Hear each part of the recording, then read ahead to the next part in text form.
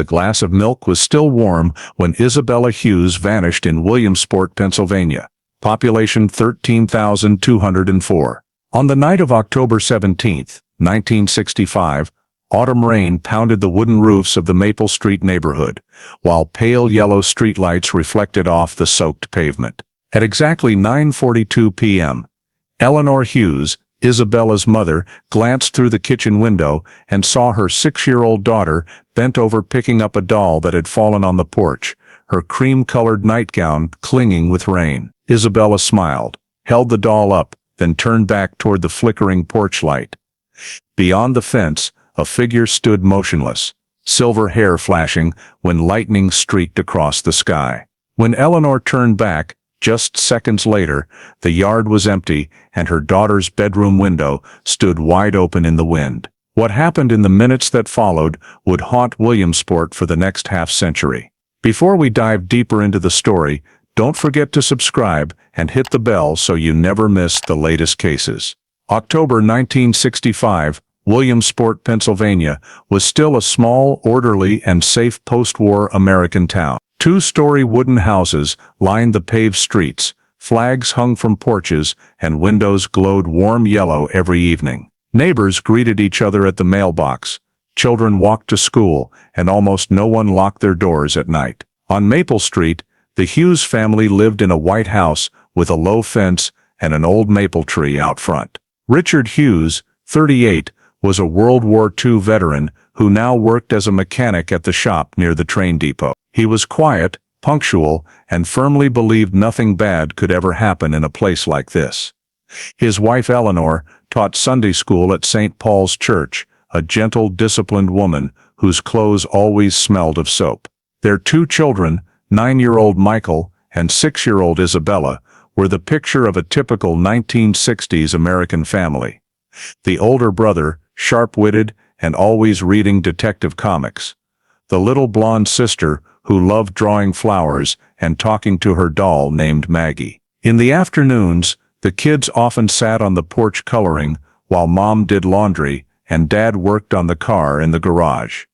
The Hughes house was considered the neighborhood model, orderly, peaceful, no drama.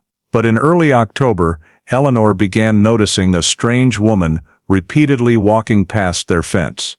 She appeared to be about 50, with short silver hair, small build, always wearing a gray coat. At first Eleanor assumed she was just a new neighbor. Then the woman kept showing up, morning, afternoon, sometimes standing for long minutes in front of the yard, watching the children play. When Richard asked who she was, the woman only smiled and walked away, saying softly, "Such sweet children." The incidents unsettled Eleanor, but she said nothing more because she believed that in Williamsport, no one was bad enough to actually do harm. The night of October 17th, autumn wind blew hard, and rain started early. Richard watched baseball downstairs. Eleanor folded laundry. Michael and Isabella played on the second floor. Around 9 o'clock, Eleanor put the kids to bed, adjusted the curtains fluttering in the breeze, cracked the window for fresh air, told Michael to turn off his light soon, then went downstairs. Outside, the rain grew heavier, wind whistling through the tin roof. At midnight, Richard heard a rattling upstairs, but thought it was just the wind shaking the windows. The dog on the porch barked a few times, then went quiet. The whole house slept on to the steady drum of rain. The next morning, October 18th, gray light filtered through lingering rain. Eleanor made coffee and started breakfast. When she went upstairs to wake the children, she found the bedroom door open, curtains soaked and stuck to the frame, blankets slid to the floor, and the rag doll Maggie lying on her back beside the bed. The bed was empty, the pillow cold. Eleanor ran to Michael's room. He was still sound asleep. She screamed Isabella's name, raced downstairs, flung open the back door, and stared into the misty yard. No footprints, nothing out of place. Richard heard his wife scream and ran upstairs. Together they searched every corner, attic to basement to garage. There wasn't a single sign Isabella had left on her own or been taken. At 7:30 a.m., Eleanor clutched Michael tightly while Richard stood shaking in the living room. He turned to the telephone, picked up the receiver, voice hoarse from cold and terror, and called the Lycoming County Sheriff's Office. On the other end, the duty officer wrote down every word between gasping breaths. A 6-year-old child missing from her home overnight, no trace left behind. The report went straight to Sheriff Daniel McGrady. The 46-year-old former military policeman, known for his caution, had never handled a residential child disappearance in town. He stopped writing mid-sentence at the words "child missing," grabbed his hat, threw on his leather jacket, and was in his car within 2 minutes. Maple Street was still shrouded in morning mist, leaves wet, sky dull gray. By the time McGrady arrived, more than 10 neighbors stood in front of the Hughes house, some calling the little girl's name, others whispering theories. He parked, ordered everyone back from the property and off the grass. The 2 deputies with him began stringing temporary crime scene tape, establishing a protected perimeter from the back door to the fence. Richard Hughes stepped out the front door, face ashen, barely able to speak. McGrady told him and his wife to stay inside, touch nothing, and wait for the evidence team. Inside, the house was tidy, no signs of struggle. Breakfast sat untouched on the table, coffee gone cold. Eleanor sat motionless in a chair clutching the rag doll, eyes vacant. McGrady asked when she discovered Isabella missing. Eleanor answered that she came to wake her at 7 a.m. and found the bed empty, window open. He took rapid notes, then went upstairs with another deputy. Isabella's small room had pale blue walls, soaked curtains, faint muddy child-sized footprints on the wooden floor, and a few larger smudged prints. Water had run in streaks under the window sill. The wooden frame was intact, no pry marks.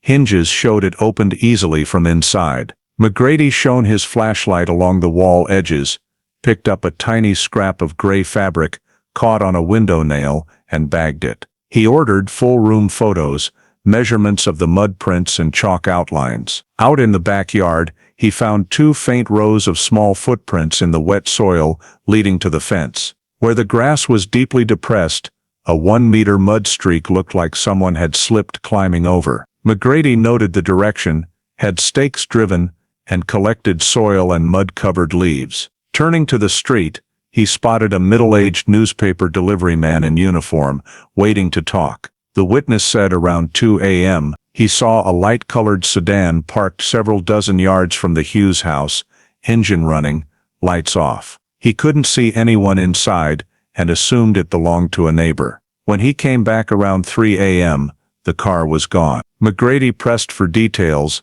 license plate, make, direction, but the man only remembered it was white or cream, older model with bright chrome trim on the rear fins. McGrady took the statement and ordered headquarters to contact the DMV for every light-colored pre-1965 sedan registered within a 10-mile radius. The forensic team arrived near 9 a.m. They stretched tarps over the yard, photographed everything, collected mud, hair, and fibers. One technician reported a long skid mark under the fence, likely from an adult shoe. McGrady ordered every trace preserved and rechecked every entrance, front door, back door, stairs, closets, all intact, no forced entry. He concluded the child was most likely removed through the second-floor window, the heavy rain masking all sound. After completing the scene report and sending a quick dispatch to headquarters, McGrady expanded the operation across the entire neighborhood. That same morning, he issued an emergency search order, mobilized the full Lycoming County force, and requested state police and local rescue support. Word of the disappearance spread like wildfire. Dozens of residents volunteered, bringing flashlights, boots, ropes, and portable radios. By 11 a.m., the Hughes house became temporary command central. McGrady pinned a large map on the dining table and marked a 1-mile search radius from the point of disappearance. He divided the area into 3 zones: the residential area south of Maple Street, the thin strip of woods stretching to Loyalsock Creek, and the trail leading to Route 220. The weather stayed gloomy, rain coming in waves, ground heavy and sodden, fog thick. The first team swept every neighboring yard, shed, under cars, trash bins, anywhere a lost child might hide. The second team entered the woods roughly 300 yards from the house, following the direction of the small footprints noted earlier. McGrady personally led the third team with 2 live scent bloodhounds. Everyone carried walkie-talkies on a dedicated channel and logged times and coordinates. Inside the woods, the ground was carpeted with wet maple leaves, the air cold with the smell of earth and pine sap. The dogs started at the back fence, moving slowly, noses low. They circled the yard, barked softly at the long skid mark, already flagged by forensics. The handler confirmed the scent matched clothing taken from Isabella's room. McGrady signaled to follow the wind direction across the narrow woods. After about 40 yards, both dogs stopped, circled, then raised their heads, and gave short barks. One broke off, took a few more steps, then froze, tail down. The handler reported the scent trail ended abruptly. No continuation. McGrady marked the spot with a wooden stake. Scent lost, possible transfer to vehicle. The soft ground showed round depressions like tire tracks. He knelt, examined closely, and spotted 2 parallel 2-meter skid marks, 15 centimeters wide, sunk deep in the mud. Nearby grass blades were bent outward toward the forest edge. McGrady called forensics, had casts made, measured depth, and preliminarily concluded at least 2 tires from a small to medium vehicle had stopped here. He flagged the location as the second critical point. Meanwhile, door-to-door teams worked Maple Street. One woman reported her dog barked furiously around 2 a.m., then suddenly stopped. She blamed the rain. Another neighbor heard a soft sound like a car door closing. No one saw strangers after midnight. McGrady compiled the reports and formed the working theory. The child was removed through the back window, carried over the fence, and placed in a waiting vehicle at the wood's edge. By 3 p.m., the search expanded eastward along the trail to Loyalsuck Creek. Rescue teams with rubber rafts checked both banks. The creek ran brown and fast from the rain. Boards, branches, trash, everything was examined.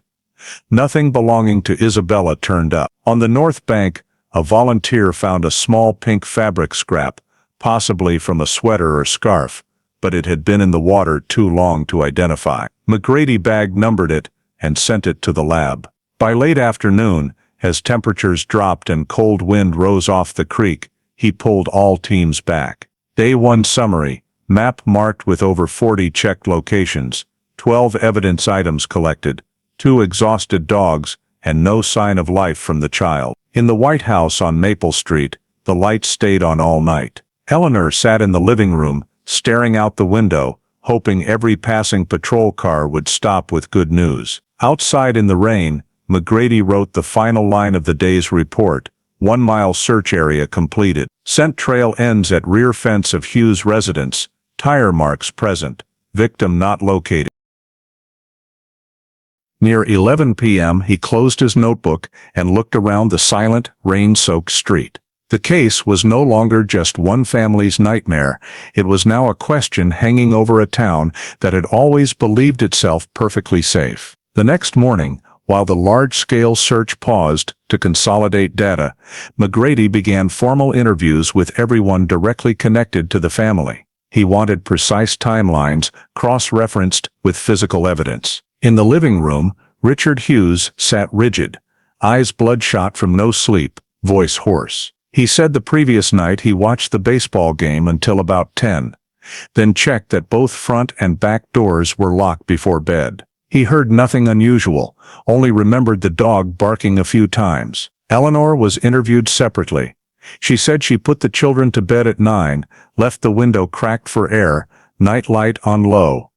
Around midnight she heard strong wind, but didn't get up, assuming it was just the storm. She insisted Isabella never left the house alone and was never afraid of the dark. McGrady noted the likely incident window between 10 p.m. and 7 a.m., then he brought in 9-year-old Michael. The boy sat silently for a long time, clutching a glass of cold milk, eyes tense. McGrady asked gently, "Did you hear anything strange last night?"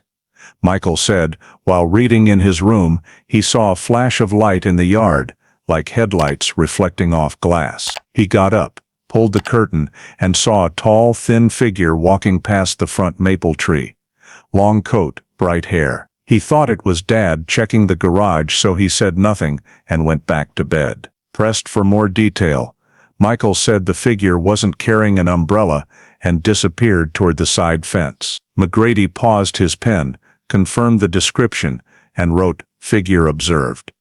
East direction, approx. 9:30, 10 p.m. After finishing with the family, he moved to the closest neighbors, the Collinses, 2 doors down. Mr. Collins said, about 2 weeks earlier, he saw a silver-haired woman standing by the Hughes fence, holding a cloth bag, watching the children play. When he asked if she needed help, she just smiled, said, "They're so adorable," and left. His wife had seen her several other times in front of the Hughes house, morning or late afternoon. They assumed she was a relative or friend of Eleanor's. McGrady noted the description: average height, over 50, silver hair, thin build, gray coat, soft voice. He continued across the street, where Mary Fisher confirmed seeing the same woman pushing a shopping cart early in the month, accompanied by an unfamiliar little girl, but she only caught a glimpse. Every witness agreed on the silver hair and long gray coat. Back at the command post, McGrady flipped through the Maple Street resident list. Within 2 blocks, only one woman matched: Dorothy Keller, 52, retired nurse, lived alone at the end of the street, less than 200 yards from the Hughes house. Records showed she moved there in 1962, widowed in 1964, no children. McGrady jotted the information and marked her for immediate follow-up. As search teams prepared to re-enter the woods, he paused the plan, drove to Keller's address. The small house had a dried-up rose trellis in front, and the wooden door shut tight. He knocked, no answer. A neighbor said Mrs. Keller usually went grocery shopping Monday mornings and kept to herself. McGrady left a note requesting contact and returned to the command post to keep compiling statements. In his investigation log, under most frequently mentioned person, he underlined the name Dorothy Keller twice. That afternoon, McGrady returned to the main headquarters in the center of town to pull the personnel file on the woman named Dorothy Keller. The records kept in the old wooden cabinet showed she was born in 1913 in Pittsburgh and had moved to Williamsport in 1962 with her husband John Keller, a mechanical engineer. John had died in 1964 in a workplace accident at the factory, and Mrs. Keller had retired from her nursing job at the local hospital not long afterward. There was also a faint handwritten note in the file. One daughter, Margaret Keller, born 1959, deceased 1960. McGrady read that line over and over, underlining the word deceased. He copied the entire biography and added his own note. Lives alone, no relatives, previously lost a young child, factor, to monitor. Just before 3 o'clock, Keller appeared at the house when the officers knocked. She cracked the wooden door open and peered out with wary eyes. McGrady introduced himself and explained that this was a routine witness statement, not an arrest.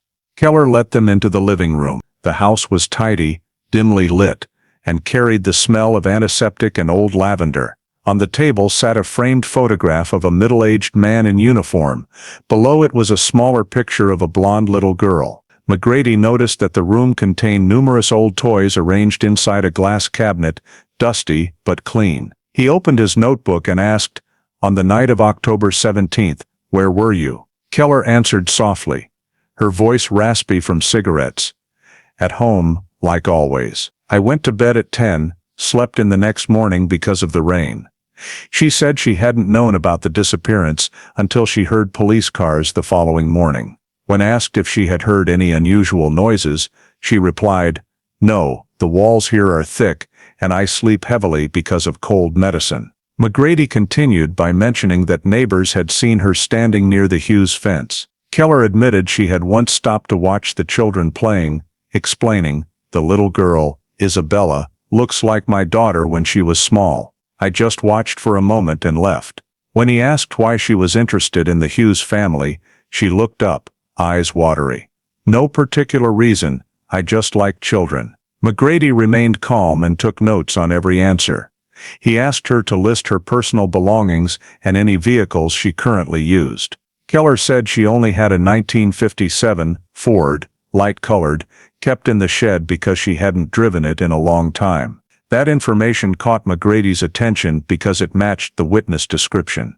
He asked permission to inspect the car. She agreed. In the shed, the cream-colored Ford was covered in dust, its tires caked with dried mud. McGrady noticed the mud was a similar color to the soil sample taken from behind the Hughes fence. He had the technician photograph it and take comparison samples, but there was still not enough legal grounds to seize the vehicle. Back inside the house, Keller poured tea and said in a tired voice, "I understand why you suspect me, but I haven't done anything. At my age, all I want is peace." McGrady closed his notebook, informed her she was not being detained, but would be asked to cooperate further if necessary. He left the house, leaving a plainclothes officer to maintain discreet surveillance in the neighborhood. That evening, at the command center, he drafted a preliminary report on Keller, potential suspect. Unusual interest in the victim. Personal vehicle, matches witness description. No direct evidence,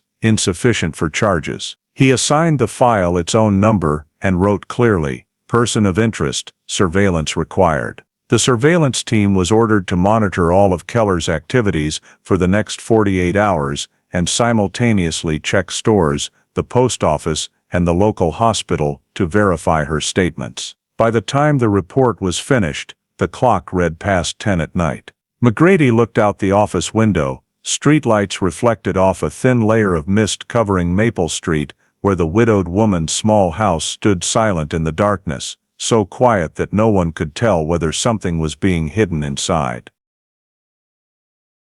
The next morning, while the surveillance team continued watching Keller, McGrady returned to the crime scene for a second, methodical sweep. The rain had stopped. Thin mist rose from the damp ground, grass still held water, and mud was streaked around the back fence of the Hughes house. An additional 5-officer search team arrived, carrying probes, metal detectors, and fresh evidence bags. The goal was to research the area around the fence where the tracking dogs had lost the scent, expanding the radius by 50 meters for any overlooked objects. Just before 8 o'clock, an officer named Halpern bent down beside a small maple at the edge of the fence and spotted something caught on a low branch. It was a piece of pink fabric, wet, muddy, and rolled up as if twisted by the wind. Halpern radioed it in. McGrady arrived immediately. Wearing gloves, he gently lifted it. The mud fell away, revealing a small hand-knitted pink wool scarf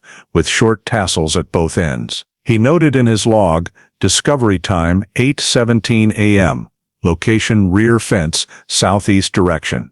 4.2 meters from house wall, height 0.9 meters. The scarf was placed on clean plastic, photographed in place, then sealed in an evidence bag inside the evidence box. McGrady labeled it Exhibit #1, Pink Wool Scarf. He then ordered technicians to collect soil samples from the fibers, measure the previous night's wind direction, and compare it with the area map to determine whether the scarf had been blown there or caught while something or someone passed through. Preliminary results showed the main wind had come from the northwest, while the fence lay to the southeast, making it virtually impossible for the scarf to have blown from the victim's room. This led him to conclude that the item had not fallen randomly, but had snagged during movement across the fence. Around 10 o'clock, McGrady took the evidence bag to the Hughes house and showed the scarf to Eleanor. She turned pale, nodded, and confirmed it belonged to Isabella. She herself had knitted it the previous winter. One tassel was torn exactly where she had once repaired a loose thread. She said her daughter always wore that scarf when it was cold and hung it at the foot of her bed. McGrady recorded the confirmation and had Eleanor sign as witness. After leaving the house, he returned to the fence and ordered the search radius expanded another 20 meters in every direction. Another officer found several small pink wool fibers caught in brambles about 1 meter from the scarf's location. The fibers were collected in a separate glass vial labeled as Supplemental Evidence #1A. Technicians photographed the entire area, measured heights and distances from the second-floor window to the fence points, and calculated possible trajectories if someone had carried the child over. Given the 2.8-meter height and 4.2-meter distance, a freely falling object could not have landed where the scarf was found. This reinforced the theory that the scarf had snagged during slow movement. Someone had crossed the fence. When the scarf was delivered to the county lab, technicians examined the fibers under a microscope and noted fine soil particles and cellulose fibers from a heavy coat. McGrady ordered control samples preserved for future comparison with any suspect clothing. That afternoon, he briefed the investigation team on the new evidence and gave a provisional conclusion: pink wool scarf belonging to the victim, recovered outside the rear fence, in a location consistent with the abductor's direction of travel. Item catalogued as Evidence #1. Findings indicate the victim was removed via the rear window. He directed that the crime scene diagram be updated with the scarf location, tire tracks, and the point where the dogs lost the scent, then connected into a presumed escape route. The distances between the points formed a diagonal line toward the thin forest to the east, matching the witness report of a car parked several dozen meters away. McGrady folded the map, signed the temporary file, and sent copies to the county office. Before leaving the area, he went back to the fence and looked through the wet branches where the pink scrap had just been removed. The gray late afternoon light made the garden appear frozen in silence. Only the low fence and the dark brown mud remained, holding the single trace that someone had crossed that boundary, carrying a child outward, on a night when the whole town believed nothing bad could happen. The first 3 days after the scarf was found passed in tension and exhaustion. McGrady expanded the search radius to 5 miles, bringing in additional state police, rescue units, and 35 civilian volunteers. The eastern forest and the banks of Loyalsock Creek were swept repeatedly with tracking dogs, metal detectors, and rubber boats. A state police helicopter flew along Route 220 scanning areas where evidence might have been discarded. Search parties were divided into small grids, walking line abreast over maps McGrady had marked. Every point flagged with red-painted stakes. Despite expanding the area 5-fold from the first day, no new signs were found. By the third day, local press gathered in front of the Hughes house, setting up cameras, interviewing neighbors, and running headlines like "6-year-old girl vanishes on rainy night" and "Williamsport faces first missing child case in 20 years. McGrady tried to control the flow of information, releasing only what was necessary to avoid panic. In the field office, he reviewed every piece of evidence collected so far. The pink scarf, tire tracks, small footprints, witness statements about a light-colored sedan. No ransom demand had been received by the family, and no strange calls had come in. The absence of any extortion attempt ruled out financial motive. Everything pointed to a quiet, premeditated act carried out by someone familiar with the area. On the morning of the third day, he ordered a check of every light-colored vehicle within a 10-mile radius, especially older models, 1957, 1958 Fords. 17 vehicles were identified. 16 belonged to residents with clear alibis. The remaining one belonged to Dorothy Keller, who had claimed hers was stored in the shed. Comparison showed the mud on her tires was the same type as the soil near the fence, though not distinctive enough for a conclusive match. McGrady sent the samples for further lab analysis. He summarized the morning briefing with state police. No ransom demand, no signs of forced entry. Primary line of inquiry, targeted abduction, suspect likely an acquaintance or local resident. He requested records of anyone who had lost a child, had a history of mental health issues, or had worked closely with children. The records team identified 3 individuals. Only Keller met all criteria. Still, McGrady adhered to the principle of not drawing conclusions without direct evidence. He drafted a report to the Pennsylvania State Police Bureau of Investigation, requesting assistance with trace analysis and a criminal profiler consult. The report read, Case Hughes, 65. Victim, Isabella Hughes, age 6. Classification, child abduction. Targeted. No ransom demand. Suspect likely acquaintance or same neighborhood resident. Copies were sent the same day to the State Data Center in Harrisburg for comparison with similar disappearances. Meanwhile, McGrady stayed at the scene, observing neighborhood routines, when lights came on, when doors were locked, how many cars moved at night. The town seemed to shrink inward. Children no longer played outside. Neighbors spoke in whispers when patrol cars passed. That evening, he met with the command team to review the first 72 hours, 5-mile radius fully searched. No new evidence. Confirmation, the victim was removed via the rear window. No ransom demand. Suspect likely prepared in advance and familiar with the area.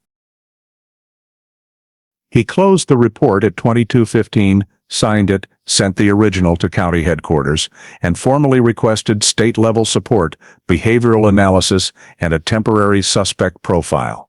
When he stepped away from the desk, McGrady looked around the empty room at dozens of red marks crowding the maps, each one a fruitless step in a 3-day journey whose only result had strengthened his initial belief. The child had not left on her own, and whoever took her knew exactly what they were doing. 10 days after the search operation began, the maps hanging in the command room were almost covered in red dots. Every sector had been searched, every house checked, every road logged by patrol units. The state rescue team finished scanning along Lylesock Creek, extending 2 more miles east, diving suspicious spots with rubber boats. Still nothing. The helicopter flew its final 3 days, taking hundreds of photographs of forest and nearby farmland, yet found no trace of the child or a suspicious vehicle. Continuous rain had turned the ground to mush and erased older tire tracks. McGrady spent hours at the command table reviewing every page of the file, ordering the evidence chronologically: pink wool scarf, soil samples, witness statements, lab reports, tire track analysis. He rated each item's reliability. Most remained circumstantial. He knew that after 10 days the chance of finding the victim alive was virtually zero, yet he ordered one final day of searching just to be certain nothing had been missed. By the afternoon of the 11th day, the teams returned one by one. A cold wind picked up. Dry leaves blew across Maple Street. Civilian volunteers quietly packed tents and took equipment home. An atmosphere of exhaustion and defeat hung over everything. McGrady walked the length of the Hughes back fence where the scarf had been found and stood there a long time. Everything looked the same: short grass, dried mud, only a few weathered stakes marking old search points. As he walked back to his car, the surveillance officer reported that Dorothy Keller had left town that morning, telling neighbors she was visiting relatives in Ohio and did not know when she would return. McGrady ordered verification. Calls to the post office and local hospital confirmed she had requested a temporary address change. He gave instructions not to pursue. There were still no legal grounds, but to note in the file that the person of interest had left the area. That night, he called the final investigative team meeting. Only 7 people sat silently at the table. Behind them, the bulletin board was covered with overlapping black and white photographs. McGrady read the closing summary. Search operation concluded after 10 days. Total area checked, 54 square miles. Items of evidence collected, 13 samples. Witnesses interviewed, 24. Victim or suspect not located. Case status: insufficient basis for conclusion. He signed beneath the line, case temporarily suspended. The next morning, the Hughes house was shuttered. The family had been advised to rest and avoid the press. Eleanor never left her room. Richard stayed in the backyard for hours. McGrady stopped by to officially inform them the search was suspended and said he would forward any new information to state authorities. As he stepped through the gate, a light rain began to fall. Back at the office, he carefully gathered every report, every piece of evidence, every photograph, bound them into a thick folder, and labeled it Hughes 65. Preliminary investigation, unsolved. On the cover, under investigator, he wrote his name in firm strokes. The investigation was closed for now, but in his mind, every image remained vivid. The pink scarf, the small footprints, the light-colored car, and the silent house in a town that had lost the sense of peace it once possessed. 1 year after the search operation was halted, the Isabella Hughes case file still sat on McGrady's desk, growing thicker each time he tried to add stray scraps of information from occasional phone tips or sporadic state police reports. No new evidence ever appeared. Every soil sample, fabric fiber, and tire track had been compared and reanalyzed, yet nothing pointed to a concrete direction. The state lab report from Harrisburg concluded insufficient data to establish linkage between physical evidence and suspect. Investigators were gradually reassigned to other cases, the search budget was cut, and the media stopped covering the story. By early May 1967, the Lycoming County Sheriff's Office circulated an internal memo. Hughes 65 was reclassified, inactive case, slated for formal closure in the third quarter if no progress was made. McGrady objected in a brief meeting, arguing there was still no basis to declare the victim deceased, but his superiors cited budget regulations and manpower shortages. On August 14, 1967, he was forced to sign the final report. On the case folder's cover, the words "Closed, Unsolved" were stamped in red ink. All documents, evidence, maps, and crime scene photographs were packed into sealed wooden crates and transferred to the Lycoming County Courthouse archives. McGrady kept a personal copy of the file in his private cabinet. As the boxes were carried down to the basement storage room, he watched the archivist affix the labels, feeling as though a door was closing on questions that would never be answered. Outside, summer was fading. A light afternoon rain pattered on the tin roof, the sound of water dripping onto cold concrete echoing below. Across town, the Hughes family home had fallen silent. Eleanor rarely left the house. Sedatives had become a fixed part of her daily routine, and her doctor had diagnosed prolonged depression. Richard still worked at the machine shop, returning home in silence. Dinner was now usually just him sitting alone. Isabella's room remained exactly as it had been the morning she vanished. Bed neatly made, doll placed at the headboard, the pink scarf no longer there. Eleanor refused to let anyone clean it or allow Michael inside. The boy, then 11, began to fear the house, fear his mother's vacant stare and the ticking of the clock that filled the night. That fall, Richard sent Michael to live with his sister in Pittsburgh so he could attend school, hoping a different environment would help him forget. The day he left, Eleanor did not see him off. She only stood at the second-floor window watching, clutching the family photo taken the previous Christmas before everything fell apart. From then on, the house on Maple Street grew quieter, lights went out earlier, and grass grew tall in the front yard. Neighbors still lowered their voices when passing by, as though silence was the only way to show respect for what had been lost. At the sheriff's office, the Hughes 65 file was shelved in drawer 4, between two minor theft cases. Every so often McGrady would open that drawer, glance at the handwritten label, Isabella Hughes, missing child, 1965. Then close it again, unsure how much longer it would be before someone read those words again. For him the case was not closed in his mind, but in the system it was finished. From that point on, the name Isabella Hughes gradually disappeared from the news and from people's evening conversations, surviving only in the fragmented memories of the few who had once seen police cruiser lights reflecting off the rain-soaked street 2 years earlier. The 1970s passed, and Williamsport changed with the rhythm of an industrializing America. Factories expanded, new housing developments sprang up on the outskirts, roads were repaved, and old yellow streetlights were replaced with brighter electric ones. Those who had witnessed Isabella Hughes's disappearance either moved away or built new lives, and the story was mentioned only in rare coffee conversations among the older residents. The press no longer spoke of it.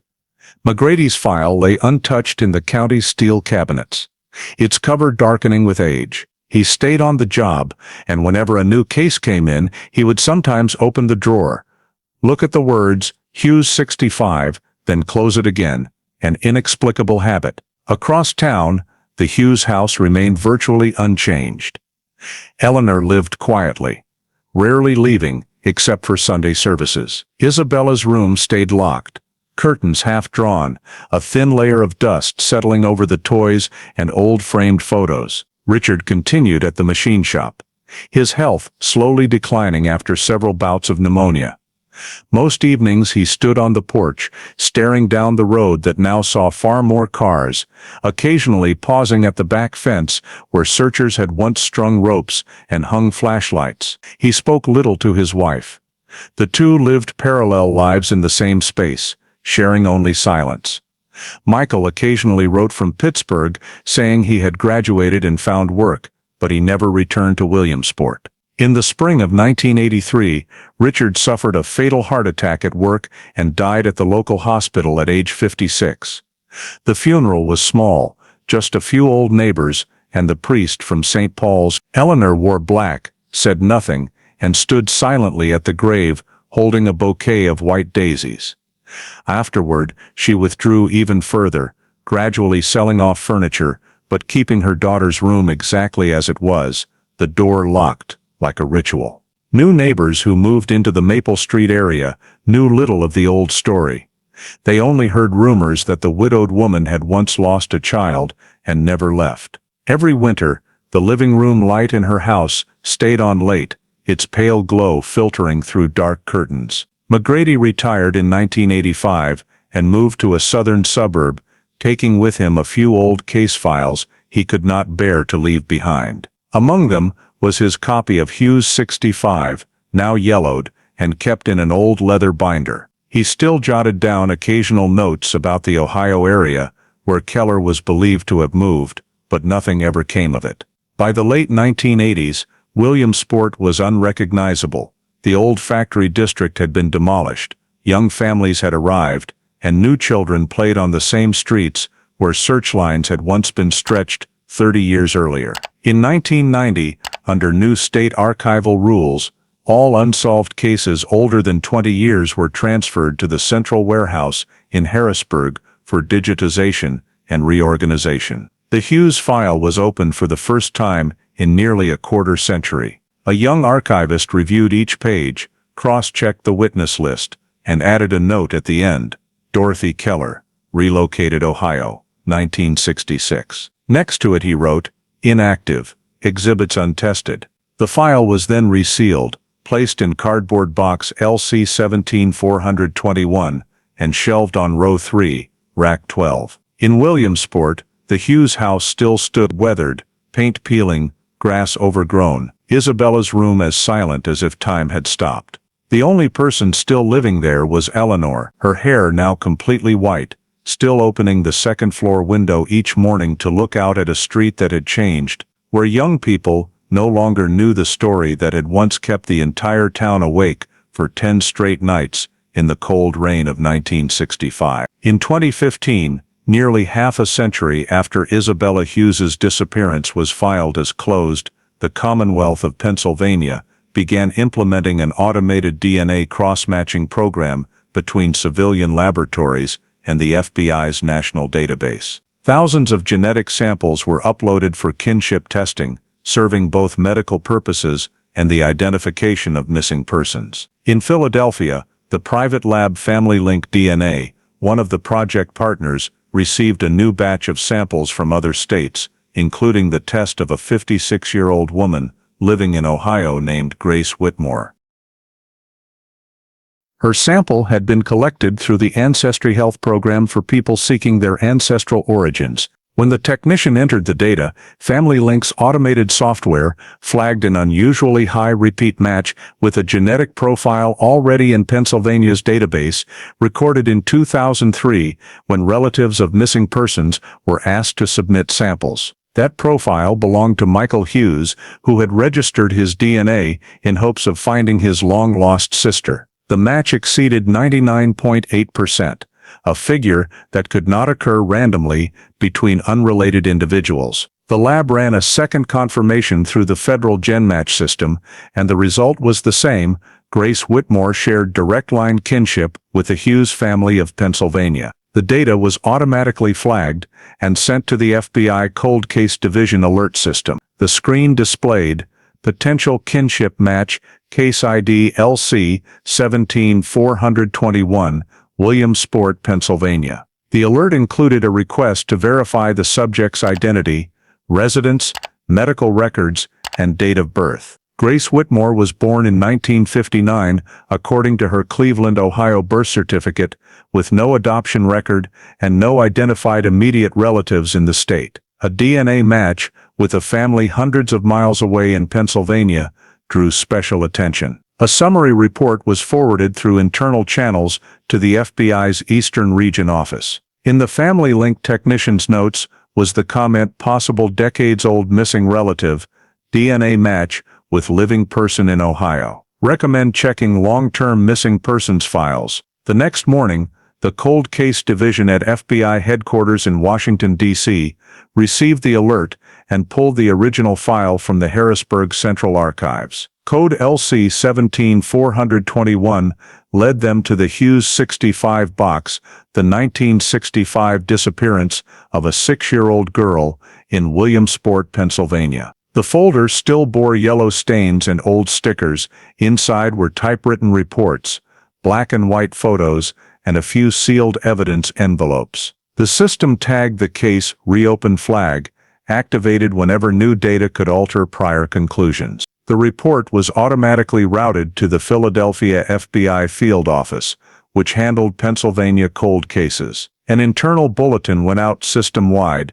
Case Hughes 65 reopened pending verification. Matched sample, Grace Whitmore, Cleveland, OA. That same day the match was entered into the National NamUs database, categorizing the case as historical missing child, potential identification. While the technical system processed the data, Grace Whitmore's personal records were pulled. They showed she lived alone in Cleveland, worked freelance in the arts, had no criminal record, and no recorded relatives, and her birth certificate listed no biological parents. The coincidence of age, birthplace region, and DNA drew investigators' focus. Family Link compiled a final 8-page report and transmitted it securely to FBI Philadelphia and the Pennsylvania State Data Center. It concluded, DNA results indicate high probability that Grace Whitmore shares first-degree kinship with Michael Hughes, brother of the 1965 missing child. Federal authorities are urged to conduct field verification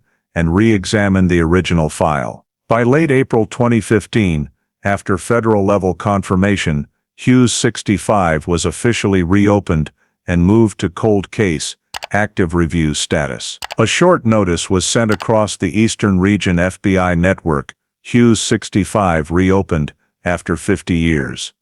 Potential live match located in Ohio. After decades of silence, the name Isabella Hughes reappeared in the system, not as a faded entry in an old folder, but as a new lead, created by a chain of modern DNA data, marking the beginning of an investigation reignited after half a century.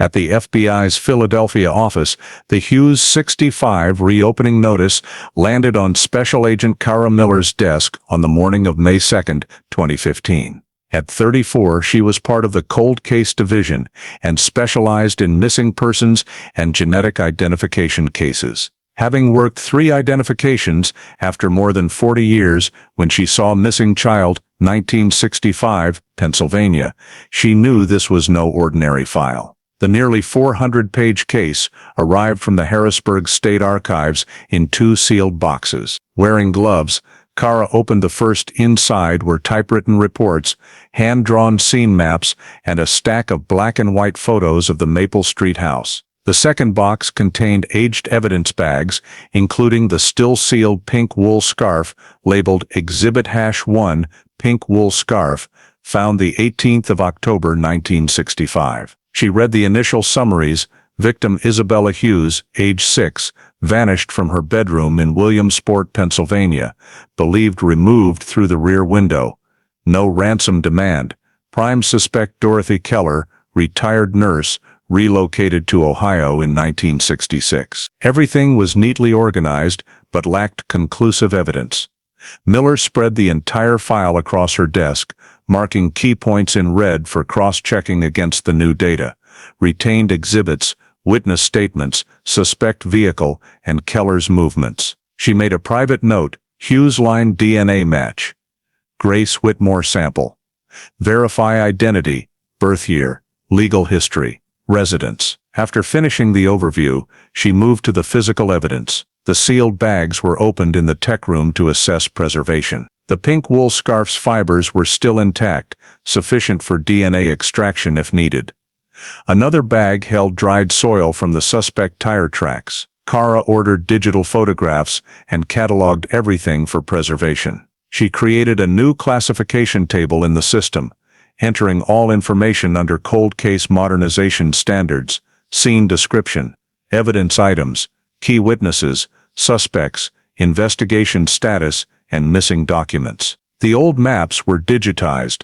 Using GIS software, she remarked the route from the Hughes house to the woods and Loyalsock Creek, overlaying modern maps. After nearly 3 hours, a 3D model appeared on screen, confirming wind direction, terrain, and distances. Everything aligned perfectly with the 1965 reports, reinforcing the theory that the child had been carried over the back fence to the woods, where tire tracks were found. She wrote in her report, "Scene parameters validated, no discrepancies in description. Investigation direction, suspect left area in light-colored sedan, likely southbound on Route 220. Miller then reviewed the Keller file. State records showed Keller died in 1987 in Ohio, no known relatives. Death certificate issued by Cleveland Hospital, no guardian listed. The note that stopped her, adopted daughter Sarah Keller, born 1959.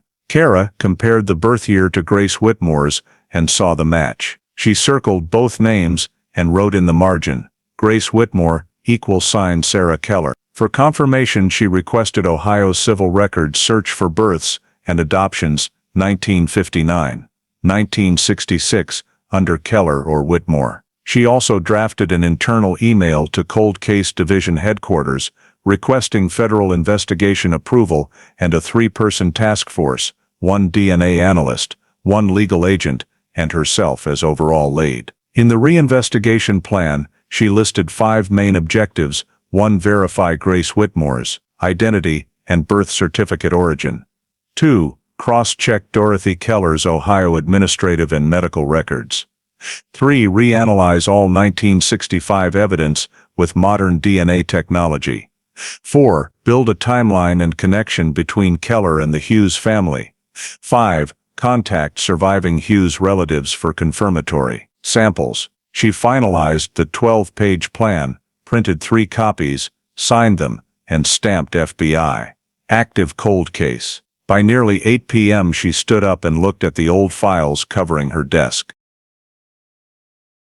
The fluorescent light glinted off the sealed bag containing the pink wool scarf, the only surviving exhibit from 1965.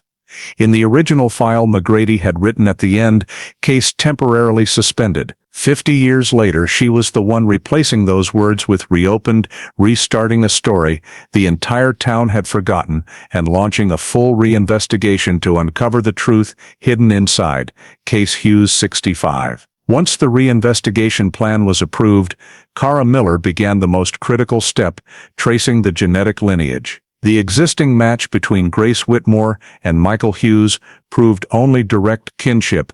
To confirm identity, she needed expanded family tree verification. Using federal access and private genetic databases, she pulled over 200 related genetic sequences from the Hughes line, distant relatives of Michael still living in New Jersey, Maryland, and Pennsylvania. She built a digital pedigree chart and ran Family Link Analyzer to locate matching haplogroups on chromosome 22 and the X region, which remained stable across generations. Meanwhile, Grace Whitmore's sample, stored as encrypted code 5X79Q, was reprocessed with newer software, separating autosomal and mitochondrial data for finer comparison. After 2 days of processing, results showed 99.87% probability of belonging to the Hughes genetic group, a level that could only occur if Grace were a child of Richard and Eleanor Hughes or their direct descendant. That figure ruled out distant relation entirely. Kara saved the results and sent the report for federal cross-check. 3 hours later, confirmation came back. Direct kinship probability, 99.87%. Sequence repeats and marker ratios compatible. No significant deviation. It was the strongest result she had ever received in a cold case. Still, genetic evidence alone was foundational, not legally conclusive. She needed administrative proof that Grace Whitmore and Dorothy Keller had lived together during the relevant period to bridge the disappearance to the living person. She requested Ohio records for residency and hospital registries in Cleveland 1965-1970. 3 days later the reply arrived. Dorothy Keller appeared in St. Jude's Hospital records, address 214 East Haverford Street, admitted March 1966. Occupation nurse dependent listed, Sarah Keller.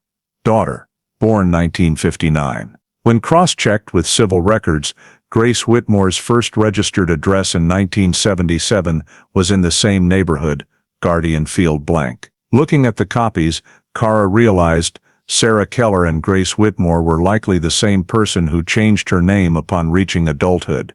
The pieces were falling into place. Keller left Williamsport late 1965, surfaced in Ohio, early 1966, with a 6-year-old child matching Isabella's age. 20 years later that child, now an adult, used a new name. No original paperwork at the same former Keller address. Kara pinned every detail to a digital timeline. 1965. Isabella disappears. 1966. Keller relocates to Ohio. 1977. Grace Whitmore's first residency record. A seamless chronology with no gaps. To strengthen it further, she obtained a second confirmatory sample from the Hughes side. Michael Hughes agreed to provide fresh blood, sent to the federal lab. Comparison maintained the 99.87% probability with negligible deviation. Mitochondrial DNA matched perfectly with the maternal Hughes line, proving Grace shared Eleanor Hughes's maternal ancestry. The final report, over 30 pages, was printed and signed by 3 analysts. In the internal briefing, Kara presented the full chain of evidence, emphasizing every indicator points one way. The woman named Grace Whitmore is the child who disappeared in 1965. Colleagues agreed the genetic proof was strong enough to request legal identification orders. For procedural certainty, however, a supervised direct DNA test was required. She drafted a recommendation for direct DNA test, asking the federal court to issue a warrant for a lawful biological sample from Grace Whitmore. The petition clearly listed 4 points. 1. Existing DNA shows first-degree relationship. 2. Residency and hospital records prove Keller Whitmore connection. 3. No valid pre-1966 birth record for Grace. 4. Verification could resolve Pennsylvania's longest-running child disappearance case. On June 18, 2015, Kara personally signed the report and sent it priority to the federal court in Philadelphia. When the document was stamped received, she looked at the cover line reopen, Case Hughes 65, and felt the clear link between cold numbers and the real life of a child who had vanished. All the data from travel maps and hospital files to the digital family tree converged on one point: the little girl from long ago had survived, grown up under a different name, and the only thing left was one final supervised DNA test to close half a century of silence. After receiving the federal court warrant approving the collection of biological samples, Kara Miller began the process of verifying the identity of the woman named Grace Whitmore. Administrative records from the state of Ohio, transferred internally through the FBI, showed that Grace's birth certificate was issued on February 12, 1966, at the Cleveland Vital Records office, signed by a local health official, with the mother listed as Dorothy Keller and no father named. A small note at the bottom of the document stated that the birth certificate was issued pursuant to a delayed declaration, meaning it was not an original from the time of birth, but a supplemental certificate created after the child had already been alive for at least several years. There were no hospital records of any birth by Keller in Cleveland that year. When cross-referencing data from Ohio's adoption registry, Kara discovered no legal adoption or guardianship proceedings involving Keller and any child during 1965-1966. The combination of the delayed birth certificate and the absence of adoption records led her to conclude that this was an administrative document created to legitimize the identity of a child of unclear origin. Kara prepared an interim report for the FBI's legal counsel, attaching a request to authorize compelled direct DNA sampling. Once approved, she traveled to Cleveland in early July 2015 for on-site verification. Grace Whitmore was located in a third-floor apartment in a quiet residential neighborhood in the northern part of the city. According to records, she worked freelance in design and art instruction, had no criminal record, and lived alone. Kara arrived with a local agent, presented her credentials and the court order. When informed of the reason, Grace appeared surprised but cooperative. She explained that she knew little about her family origins, only that Dorothy Keller had raised her from a young age and always said she was born in Cleveland, but that the original documents were lost in a fire. Kara asked to see the birth certificate. A copy was retrieved from a file cabinet in the small home office, matching the one on file at the Vital Records office. When asked about her biological parents, Grace said she had no memories, only a vague recollection of an old wooden house with a garden and a nearby stream, though she wasn't sure if it was real or just a dream image. During the conversation, Kara observed Grace's mannerisms and noticed a thin scar under the right side of her chin, in the exact location of an injury documented in Isabella Hughes's medical records at age 5. She noted this in her notebook, then informed Grace that the DNA test was solely to confirm a possible blood relationship because recent genetic data showed a high match with a family in Pennsylvania. Grace agreed and signed the consent form for biological sampling. Hair samples were collected according to protocol, 15 strands with follicles, placed in a sealed, numbered bag labeled Sample GW 2015-07. Additionally, Kara obtained buccal swabs with sterile cotton for greater accuracy. The record noted the collection time as 10:43 a.m., location Cleveland, Ohio. Performed by Special Agent Kara Miller. After completion, she thanked Grace and said the results would be forwarded once officially confirmed. The samples were stored in a cold container and flown directly to the Federal Forensic Laboratory at Quantico via internal flight. There, the technical team began DNA extraction and comparison with the original Hughes family reference samples stored since 2003. In her initial submitted report, Kara clearly stated, "Subject Grace Whitmore has a 1966 birth certificate listing Mother Dorothy Keller. No adoption records, no evidence identifying biological father. Hair and buccal samples collected legally per federal regulation." She sent copies to the Cold Case Division office to track the analysis progress. As she left Cleveland, Kara paused in the parking lot, looking back at the quiet neighborhood with maple trees beginning to turn color. She knew the upcoming results would not only determine the legal fate of an old case, but would also reshape the history of a family thought to have ended half a century ago. On the passenger seat, the Hughes 65 file lay open. 3 names side by side: Isabella Hughes, Dorothy Keller, Grace Whitmore. 3 milestones now connected by the same DNA thread that after nearly 50 years had been brought back to the investigation table under the light of technology and the persistence of those who had never forgotten the case. 4 weeks after the biological samples were sent to the lab, the final analysis report arrived on Kara Miller's desk, titled DNA Comparative Report, Case Hughes 65. Inside were 3 pages of results and 2 genetic comparison charts. The first line read clearly, Match probability between sample GW 2015-07 and Hughes family reference 99.999%.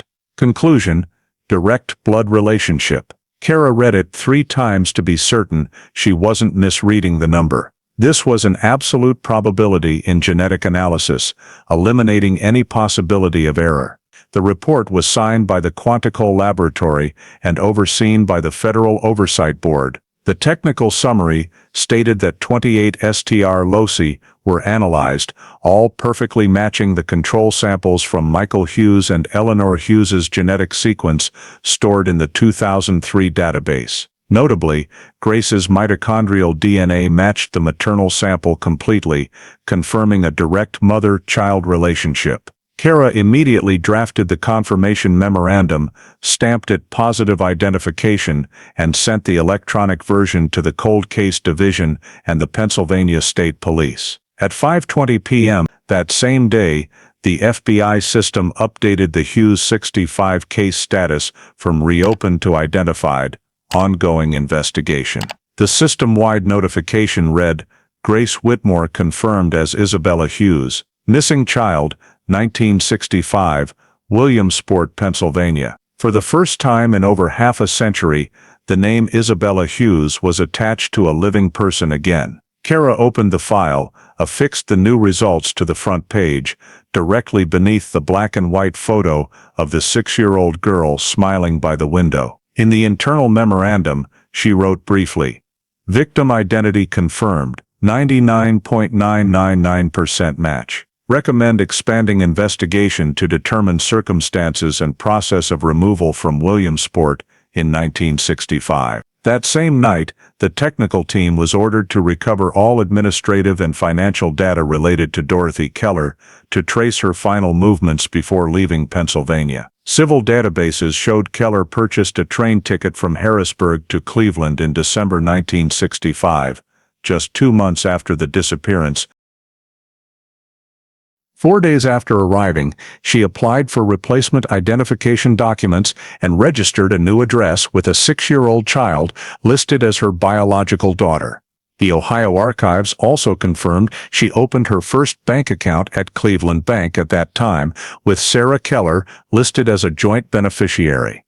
Kara compiled these details into an interim report for Cold Case Division leadership. The next phase objectives were clearly defined: obtain physical evidence proving the child Keller brought was Isabella Hughes, and clarify the process of legalizing the child's identity under a new name. Supporting units were assigned: the Ohio Administrative Analysis Unit to trace documents, the Pennsylvania Forensic Unit to re-examine all 1965 physical evidence for additional DNA, and Kara to coordinate overall. She also requested search warrants for Keller's estate and former residences to collect personal documents, diaries, or photos that could prove the connection. In the summary sent to Washington, Kara emphasized, this is no longer a missing person case, but a deliberate kidnapping and identity change executed through document forgery. As she signed, she noticed her hand trembling slightly at the weight of the result.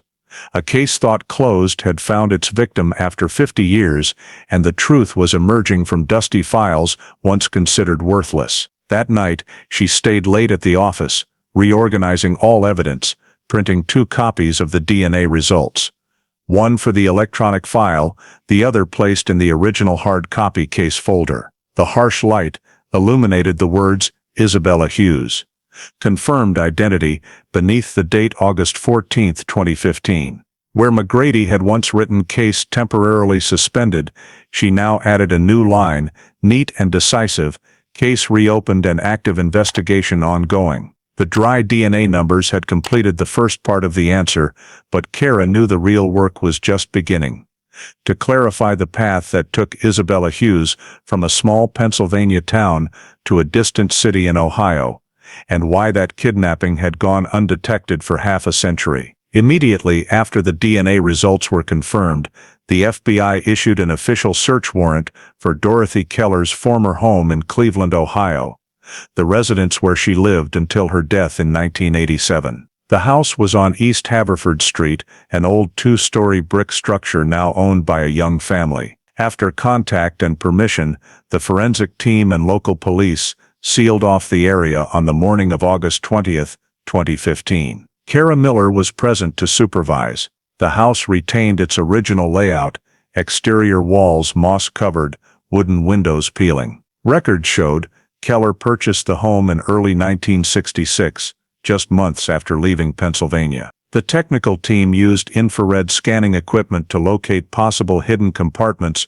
or reinforced flooring. After 2 hours, they discovered a small void behind the wall beneath the ground floor staircase, containing a crudely nailed board. When removed, inside was an old tin box, approximately 30 by 20 centimeters, dusty and rusted. Wearing gloves, Kara carefully lifted the box and placed it on the temporary examination table. When the lid was opened, everyone fell silent. Inside were a stack of black and white photographs, several folded papers, a pink hand-knitted scarf, and a local newspaper dated October 20, 1965. The scarf had the exact same knitting pattern as Exhibit #1 in the Hughes 65 file. Kara placed the two items side by side. The stitch pattern, knot style, and yarn wear were identical. Though darker, the scarf in the box was clearly from the same set as the one found years ago. Most of the photographs showed a little girl aged roughly 6 to 8, blonde, wearing floral dresses, her face matching victim Isabella Hughes. Some were taken in the backyard of the house, others at a small park a few blocks away. On the back of many photos, in slanted handwriting, were notes: Sarah, 1966. Sarah, birthday, Sarah's first drawing. Kara turned to the bottom of the stack and found a small dark leather notebook, palm-sized, tied tightly with an old ribbon. When untied, the pages contained neat handwritten entries, the ink faded but legible. The first page was dated October 19, 1965, the exact night Isabella disappeared. The content described Keller's thoughts about the child God had sent back, and the chance to be a mother again. Subsequent passages revealed she had watched the Hughes family for weeks, knew their routines, when lights went out, and even described how the child's bedroom window was easy to open. The final lines of that page chilled Kara. Tonight, the rain will hide everything. I will bring her home. She will call me mother, and I will never lose her again. The rest of the notebook consisted of scattered notes about life in Ohio after bringing the child to the new home, how she changed the name to Sarah Keller and registered a delayed birth certificate. Near the end, she wrote, "People would say I'm wrong, but I only wanted a family. Margaret would understand. And the little one will too, if she ever knows I did this out of love." Kara immediately ordered every page photographed, the diary sealed, and labeled Exhibit #24. Personal Diary of Dorothy Keller. All items from the box were sealed separately, including the scarf, photos, and newspaper. Digital copies of the images were uploaded to the case database. The preliminary report summarized search of Dorothy Keller's former Cleveland residence. Tin box discovered containing documents and evidence directly linking Keller to victim Isabella Hughes. Personal diary records, intent, and act of kidnapping. Motive, replacement of deceased child 1960. Kara reread every line of the diary.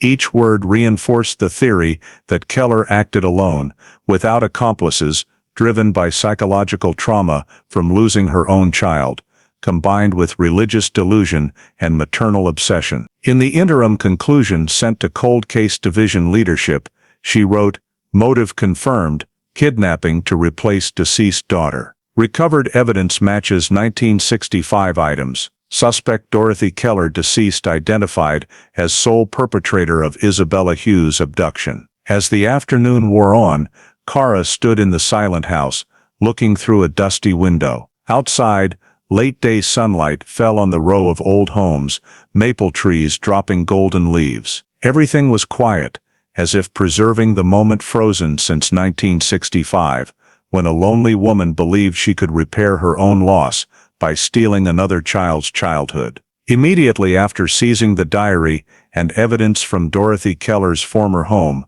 Kara Miller requested the Ohio Administrative Records Department retrieve all documents related to birth registration and adoption for 1965, 1967. 3 weeks later, results revealed a file at the Cleveland Civil Office titled Adoption Registration, Sarah Keller, dated March 14, 1966. The file contained 3 pages, an adoption application, a health certificate, and a copy of the delayed birth certificate. The applicant was Dorothy Keller, age 52, occupation nurse. The adoptee was listed as Sarah Keller, born 1959. However, when checked against the state's official adoption registry, the registration number did not exist, and the red seal at the bottom did not match valid. Kara requested the FBI legal specialist coordinate with the Ohio Attorney General's office to authenticate the seal and signature. Results confirmed the seal was counterfeit, hand-engraved on brass, different from authentic seals of the period. The signature of the official B. Morris did not match any personnel records for the civil office in 1966. No employee by that name worked there. Discovery of the fake seal proved Keller fabricated the entire file to legitimize custody of the kidnapped child. She also used a handwritten health certificate with no hospital endorsement and attached her own delayed birth certificate declaration. By regulation, legalizing an adoption required at least 2 witnesses or a child welfare agency representative's signature. Keller's file had none. Further investigation into medical archives confirmed Keller worked at St. Jude's Hospital in 1965, 1966, and had access to blank health certificate forms, enabling her to create undetectable forgeries. When reviewing the 1966 certificate logbook, investigators found several pages missing, coinciding with the date Keller filed. All details were compiled into a 14-page FBI legal report titled Adoption Fraud, Dorothy Keller.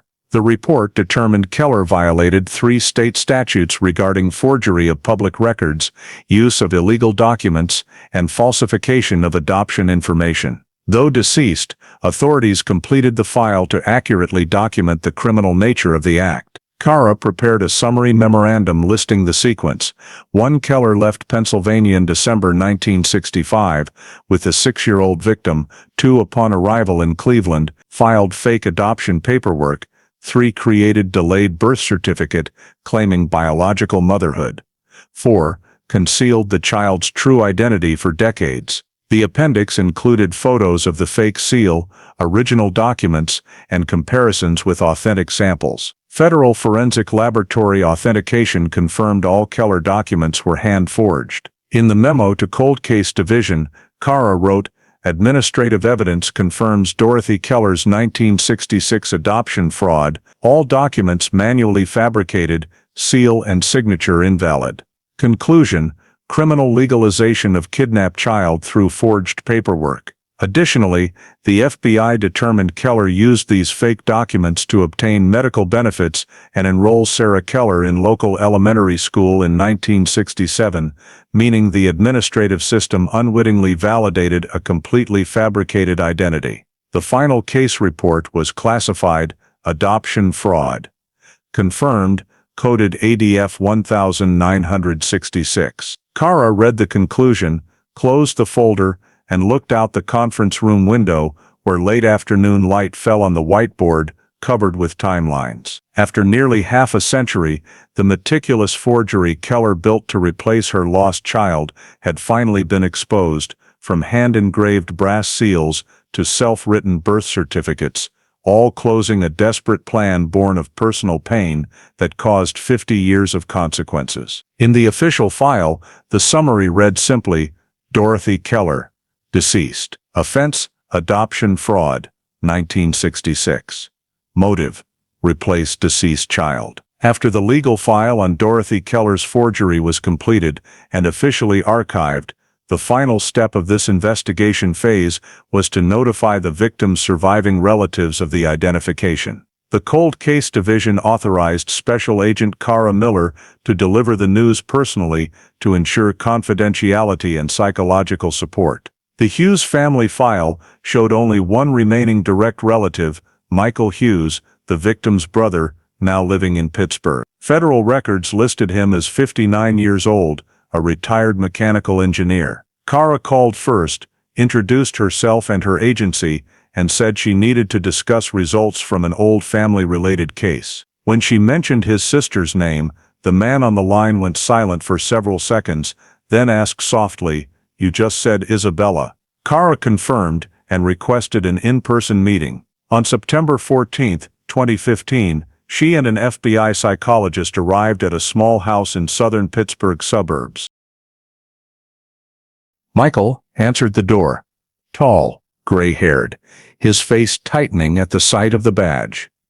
In the living room hung two old photos, one of the Hughes family in 1964, the other a copy of the 1965 missing child newspaper photo. Kara opened her briefcase and placed a thick envelope on the table. Inside were the DNA report and identification summary. She spoke clearly, sentence by sentence. "We have positively identified a woman living in Ohio whose DNA matches the Hughes lineage 99.999%. She is Isabella." Michael did not react immediately, only stared at the paper, hands clenched. After several minutes he asked, "Are you sure? After all these years, you can still tell?" Kara handed him copies of the technical report and briefly explained the comparison process, noting the reference sample was blood he himself had provided in 2003. He bowed his head, turned the pages, and stopped for a long time at the line. "Positive identification, Isabella Hughes." When he looked up, doubt was gone. Only shock mixed with slowly dawning belief remained. He asked if his sister was still alive. Kara replied that the woman was living in Cleveland and still unaware of her true identity. Silence filled the room for a while. Then Michael stood, walked to the photo on the wall, and touched the little girl's face in the frame. He said softly, almost to himself, "Mom always believed she was still alive. She kept the light on for 40 years. Kara noted his reaction and said the agency would assist if he wished to meet in person to confirm identity. Michael agreed, but asked for time to prepare emotionally. He asked about the woman who raised Isabella. When he heard the name Keller, he nodded slowly. "I remember her. She used to stand at the fence and watch us play." The remark made Kara realize his memories were still vivid, as if it were yesterday. She summarized the investigation, the discovered evidence, diary, and forged papers, avoiding graphic details to prevent additional shock. After more than an hour, Michael asked to see a current photo of Grace Whitmore. Kara showed him the file photo, a middle-aged woman with brown hair and kind eyes. He looked for a long time, lips pressed together, then said, "Still the same eyes." He consented to the FBI arranging an official meeting once all procedures were complete. Before leaving, Kara left her direct contact number and psychological support materials for family members after identification. Outside, night had fallen. Yellow streetlights glowed on the rusty street sign. Michael stood at the door watching them go, still holding the DNA report as if it were something fragile he feared losing. In her report submitted to headquarters that day, Kara wrote, "Identification results notified to direct relative.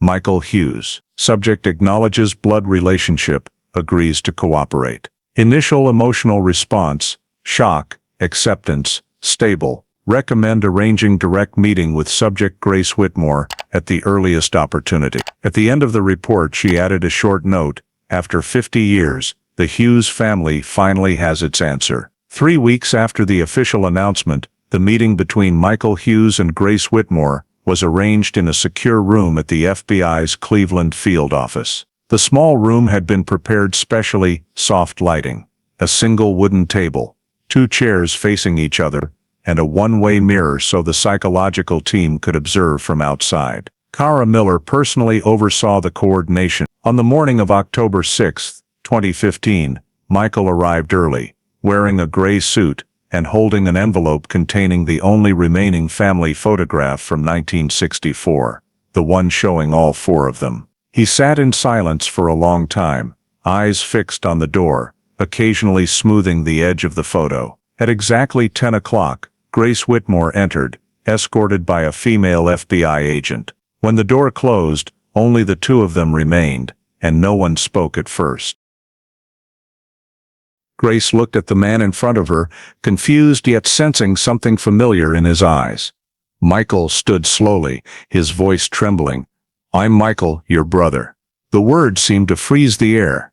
Grace took a step back, eyes wide, then looked down at the photograph he had placed on the table. There was her own small face, the little blonde girl in the floral dress, standing next to a taller boy who was smiling. She lightly touched the photo, lips quivering. "That's me?" Michael nodded, voice hoarse. "Your name is Isabella. You went missing when you were 6. We've been looking for you for half a century." Grace sat down, hands clasped tightly, her gaze shifting between doubt and overwhelming emotion. She whispered, "I don't remember anything. Just fragments. A white house, open windows, rain falling, someone calling me but I didn't turn around." Kara stood behind the glass, watching and taking notes on both of their emotional responses. Michael told Grace about the family, about their father who died in 1983, about their mother Eleanor, who kept her little girl's room untouched until the end. He took from the envelope the pink knitted scarf the FBI had preserved, and gently placed it on the table. "Mom made this for you. They found it in the backyard. It's the last thing we had left."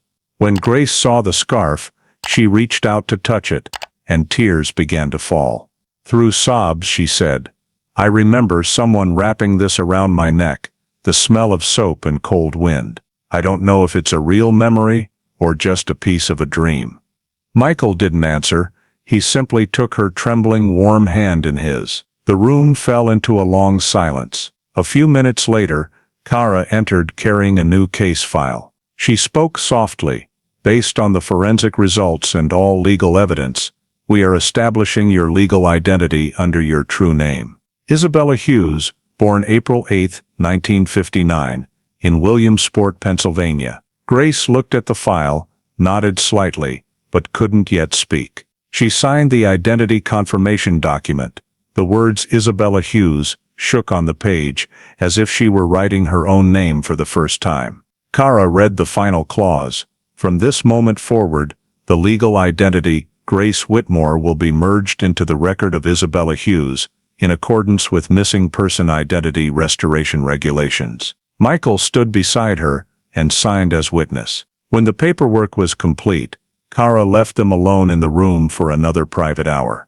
The brother and sister sat side by side, talking about the lost years, their separate lives, and the memory gaps that could never be fully filled. Michael told her how he left town at age 11, how their parents lived in waiting until they died, and how he always believed one day someone would knock on his door with news that Isabella was alive. Grace listened, sometimes only nodding, sometimes crying silently. She told him Dorothy Keller had raised her strictly, but without physical abuse, and that she had always felt a strange love mixed with sadness and fear. Kara, taking notes outside, observed that despite the fragmented memories, Grace's reactions matched the psychological profile of a child separated from family very early.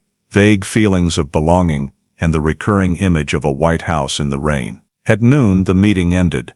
Michael walked out into the hallway, eyes bright but exhausted. Grace stood at the door and said softly, "I don't remember everything, but I know I've found you." He smiled, voice breaking. "It doesn't matter how much you remember, all that matters is that you're here." Kara closed the report and wrote the final line. Meeting between Michael Hughes and Grace Whitmore took place at FBI Cleveland Field Office, October 6, 2015. Victim identity legally confirmed. New identity record, Isabella Hughes. Emotional state of both parties, stable, clear recognition of blood relationship. Identity restoration phase complete. When everyone had left, the room was quiet again. Only the pink knitted scarf remained on the table, the sole surviving object from 1965, now a symbol of reunion after half a century of wandering. 3 weeks after the Cleveland reunion, the Federal Bureau of Investigation, in coordination with the Pennsylvania Department of Justice, held a press conference to announce the official resolution of the Hughes 65 case. The event took place on the morning of October 28, 2015, at FBI headquarters in Philadelphia and drew more than 20 local and national media outlets. Outside, reporters crowded the building, cameras and microphones aimed at the podium. Cara Miller, the lead investigator, stood beside the regional FBI director and a representative of the state government. Behind them on a large screen were a black and white photo of 6-year-old Isabella Hughes and a current color photo of Grace Whitmore, side by side beneath the words, "Reunited, 50 years later." At exactly 9 o'clock, the regional director opened with a short statement. After 50 years, the disappearance of Isabella Hughes has been resolved. He outlined the entire reinvestigation process, emphasizing that the 2015 DNA discovery had reopened a file closed for half a century. Cara then summarized the investigation from the genetic match to the verification of Grace Whitmore's identity, the seizure of evidence at Dorothy Keller's home, and proof of document forgery. She spoke slowly, every sentence captured by dozens of recorders. All DNA results, physical evidence, and administrative records confirm that Grace Whitmore is Isabella Hughes, the victim who disappeared in 1965 in Williamsport. Case Hughes 65 is now officially marked Solved, 2015. Behind her, the screen displayed the official FBI system status, the case code changing from cold case to solved. Reporters immediately raised their hands. One asked about the suspect's motive. Cara answered briefly. Dorothy Keller, the abductor, acted out of trauma from the loss of her own child and had no accomplices. She passed away in 1987. Another asked about the victim's current condition.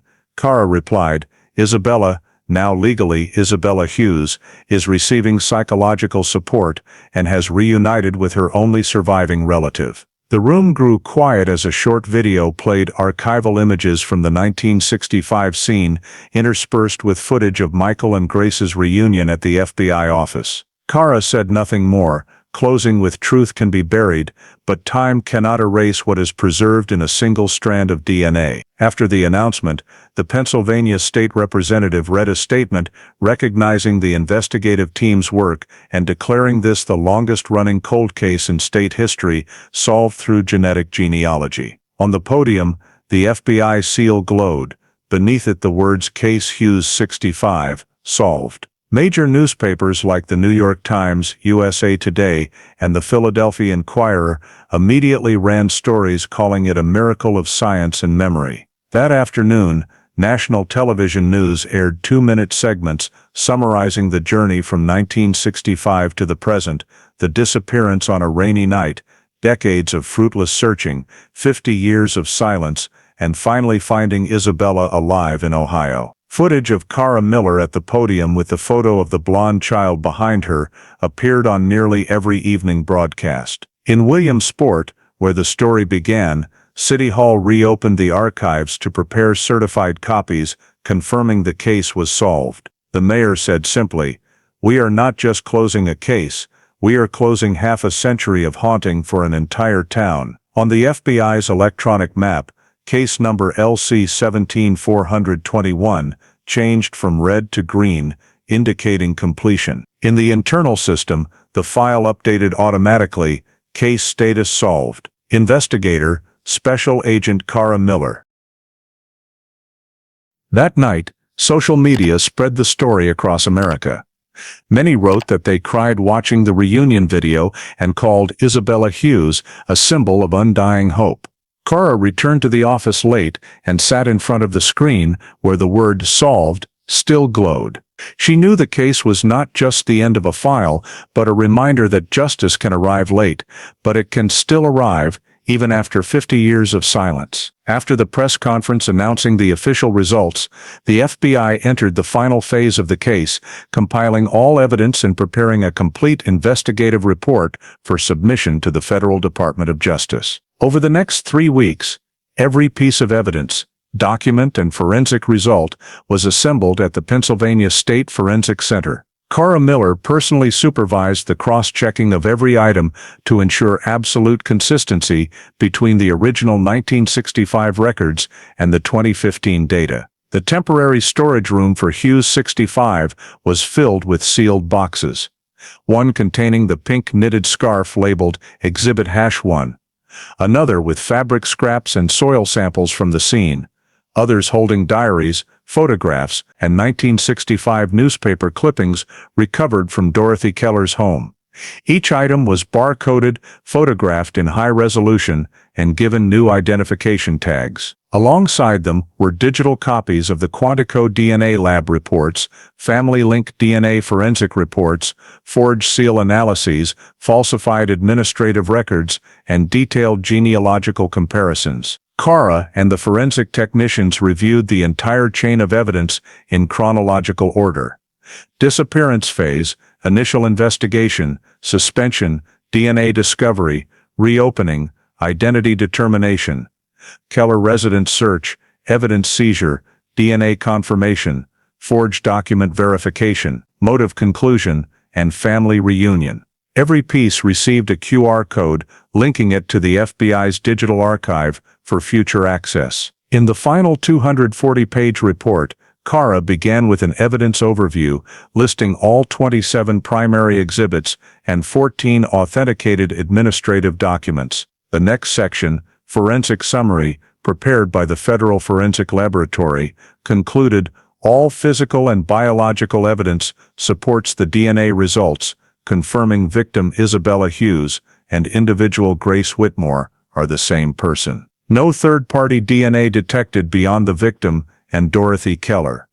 Based on diary entries and physical evidence, the abduction occurred between the night of October 17th and the early morning of October 18th, 1965. Administrative records were cross-checked between Pennsylvania and Ohio, proving Keller had filed fraudulent adoption papers using a hand-carved seal to legalize the name change. Part 3, Behavioral and Psychological Analysis, compiled by the FBI Behavioral Analysis Unit, stated that Keller acted alone, driven by psychological trauma following the 1960 death of her biological daughter Margaret, resulting in delusional salvation fantasies and a need for replacement. The report concluded, no evidence of financial motive or second-party involvement. Primary motive, replacement of deceased child to restore maternal role. Part 4, Legal Assessment, from the FBI Legal Division, identified specific violations, interstate kidnapping of a minor, forgery of public documents, and federal administrative fraud. However, because the suspect was deceased, the case was classified closed with identified deceased suspect. The final section, Recommendations, suggested the Department of Justice retain Keller's file under deceased suspect, non-prosecutable, while preserving all data for future criminological research on child replacement psychology. When finished, the report was printed in 3 copies, one sent to the U.S. Department of Justice, one kept at FBI Philadelphia, and one archived with the Pennsylvania State Records. Cara signed the last line, prepared by Special Agent Cara Miller, lead investigator. Below it, the regional director approved in blue ink and applied the official seal. The FBI system updated the case status, case ID LC 17421, solved, suspect, Dorothy Keller, deceased. A small note in the appendix read, evidence archived, forensic sequence verified, chain of custody complete. All physical evidence was transferred to the Department of Justice's primary storage facility at Quantico, reserved for closed cases of special significance. Before sealing the last box, Cara paused at the pink knitted scarf, the first exhibit and the starting point of the entire investigation. She looked through the clear plastic at the faded yarn still bearing the marks of time, then closed the lid and signed the seal. Outside, early winter skies were gray, a light rain falling on the headquarters roof. In her notebook, she wrote the final entry for the compilation. All physical, legal, and genetic evidence fully authenticated. Hughes 65 file officially closed. Suspect Dorothy Keller, recorded as deceased suspect. This case stands as proof that forensic science can deliver justice across time. After the Department of Justice formally approved the final report and archived Hughes 65 under deceased suspect, solved, the Commonwealth of Pennsylvania and the FBI launched a commemorative program to recognize the case's scientific and humanitarian legacy. In March 2016, the governor signed an executive order creating the Isabella Initiative, a nonprofit organization managed by the State Attorney General's office and dedicated to funding cold case investigations using genetic genealogy. The initiative received an initial $2 million budget, inspired directly by the Hughes 65 reinvestigation and Special Agent Kara Miller's team. At the launch ceremony in Harrisburg, Kara was invited to speak. She stood at the podium beneath a black and white photo of Isabella Hughes and the words "Justice after 50 years." Her voice was low and measured. "We cannot give back the time that was lost, but we can use truth to heal." Every reopened file is a chance to remind us that no one is ever truly forgotten. The ceremony was broadcast live statewide. Hundreds of young investigators, forensic students, and families of missing persons attended. The Isabella Initiative established its headquarters at the University of Pennsylvania and partnered with Family Link DNA to fund scholarships in forensic genealogy, the very field that cracked Hughes 65. In its first year, the initiative supported 12 cold case projects across 5 states, 3 of which were reopened through expanded DNA matching. The program's logo was a stylized pink knitted scarf, symbolizing memory and hope. At the same time, the FBI officially incorporated Hughes 65 into the Quantico Forensic Academy curriculum. A new training module titled Genetic Genealogy and Long-Term Missing Persons Identification was developed from Kara Miller's files and the investigative records. Trainees were required to simulate the entire process, from handling consumer DNA data to tracing genealogy, analyzing forged records, and verifying identity after 50 years as a standard practical exercise. The module opened with a quote from Kara's original notes in italics. "A single strand of DNA does not merely identify, it reconnects the memories of the living and the lost." The FBI Academy also produced an internal documentary on the case, screened at cold case seminars, emphasizing technology's role in restoring justice for long-term missing persons. The Washington Post published a long analysis of Hughes 65's impact on American investigations, calling it the turning point that made forensic genealogy an official investigative tool. The article noted that afterward, 17 states updated legal procedures to permit the use of commercial DNA databases in unsolved crimes.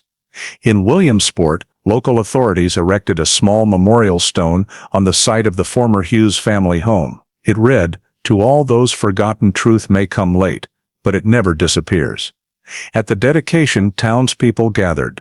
Michael Hughes was present, standing beside the stone, his silver hair stirring in the wind. He said nothing, only placed a single white chrysanthemum at its base. From a distance, Kara watched silently, feeling the circle of the story finally close. A year later, as the Isabella Initiative entered its second year, it had trained over 200 young investigators and awarded 50 research scholarships. The complete Hughes 65 file was fully digitized and placed in the National Archives as a model for similar cases. Kara continued working at the FBI and began teaching part-time at the Academy. She always opened her lectures with a small photo of the pink knitted scarf on the table, the first piece of evidence and the enduring symbol of faith across half a century. In the Department of Justice's 2016 year-end report, a note read, "Hughes 65, Pennsylvania,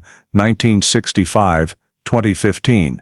Classic example demonstrating the power of genetic technology and persistence in cold case investigation. Legacy, Isabella Initiative, FBI Forensic Genealogy Program curriculum, and new standards for civilian-federal collaboration." When Kara read those lines, she smiled faintly. For her, the case's legacy was not the awards or new programs, but something simpler. A shattered family given the chance to reunite, and the forgotten finally called by their true names, even if only by a tiny strand of DNA surviving between memory and time. After the Hughes 65 case was closed and became a national symbol of delayed justice, Grace Whitmore, now officially restored to her birth name, Isabella Hughes, began a new chapter. With support from the FBI and state authorities, all legal identity restoration procedures were completed in early 2016. The name Grace Whitmore was merged into administrative records and retired from the system, replaced by Isabella Hughes, born April 8, 1959, Williamsport, Pennsylvania. She decided to leave Cleveland and move to Pittsburgh, where her brother Michael lived. They rented a small apartment overlooking the Allegheny River, its walls covered with old family photos and new paintings she had made herself. At first, Isabella struggled to adjust to her real name. After more than half a century living under another identity, every time someone called her Isabella, it still felt foreign, as if the name belonged to someone else lost in memory. Michael often reassured her that a name is not just a label, but a way back to oneself. They developed a morning routine of walking together and stopping at a little coffee shop on Fifth Avenue, where Isabella carried a notebook to jot down every memory fragment she tried to piece together. The rain, the White House, a voice calling in the night, broken images gradually filled in by her brother's stories. After a few months, once she felt more emotionally stable, Isabella began writing a memoir, not just as a victim, but as a survivor. The book, titled The House Beyond the Rain, recounted the faint childhood memories, life as Grace, and the moment her true identity was confirmed. She wrote gently, sometimes almost detached, like an observer watching her own life. The memoir was completed over the course of more than a year, with editorial support from the psychological team at Missing Children of America, where Isabella became an honorary member. When the book was published in 2017, it drew attention not only for the extraordinary story, but for the humane way she portrayed Dorothy Keller, a woman lost in grief, who committed a terrible act, yet remained a tragic figure herself. In the final chapter, Isabella wrote, "I do not forgive, but I understand. Only by understanding can I move forward." The book received a humanitarian award from the National Missing Children Forum and became required reading at many workshops on victim psychology and trauma memory recovery. Around the same time, Isabella formally partnered with Missing Children of America, the national organization supporting families of missing children. She served as a media advisor, traveling across states to share her story and encourage families to submit DNA samples to national databases. At speaking events, she often held the pink knitted scarf the FBI had returned to her, calling it a symbol of hope. During one conference in Chicago, she said in a warm, steady voice, "I lived half a century in the shadow of a name that was not mine, but thanks to science and persistence, I was found. Every missing child is an unanswered question, and we must never stop searching." That speech was broadcast live and spread across the country, making Isabella Hughes the public face of victims found through genetic technology. In their private life, Isabella and Michael chose quiet simplicity. They renovated a small house in eastern Pittsburgh suburbs and planted maple trees in the yard, just like the old maples in Williamsport where they used to play as children. Inside, Isabella created a personal workspace with a framed copy of the family photo and her new federal identity certificate. Every October they returned together to Williamsport, visited the old house now owned by someone else, and stopped at the memorial stone engraved "Truth Never Disappears." Local people recognized her but never intruded. They simply nodded, and she answered with a gentle smile. Each time, Isabella would say to Michael, "I'm not afraid of the rain anymore." In Missing Children of America's internal records, her name appears under honorary speaker, survivor and advocate. For Isabella, the rest of her life was no longer defined by the past, but by how she chose to live in the present, under the name her parents gave her, the name that had been lost for half a century before finding its way home. The return of Isabella Hughes did not merely close a single case, it triggered a nationwide media wave across the United States. After the memoir, The House Beyond the Rain was published, and the FBI's press conference was broadcast nationwide, major newspapers, television networks, and digital platforms began covering the story as a symbol of genetic justice, a new term describing the power of DNA science to restore identity to people missing for decades. Special segments on CNN, CBS News, and Time magazine ran in-depth analyses, emphasizing how forensic genealogy had completely transformed the landscape of criminal investigations in America. Many articles quoted Special Agent Kara Miller, calling her the woman of the DNA century, while comparing the Hughes 65 case to historic turning points, such as the Golden State Killer case. Isabella's image, silver hair, gentle smile, appeared on the cover of People magazine with the headline, "Found After 50 Years, The Girl Who Changed How We Seek the Lost." A special 60 Minutes episode devoted an entire segment to recounting the full investigation, using 3D graphics to recreate Williamsport in 1965 and the journey of tracing Keller through DNA. The program attracted millions of viewers and became a hot topic on forensic forums and social media.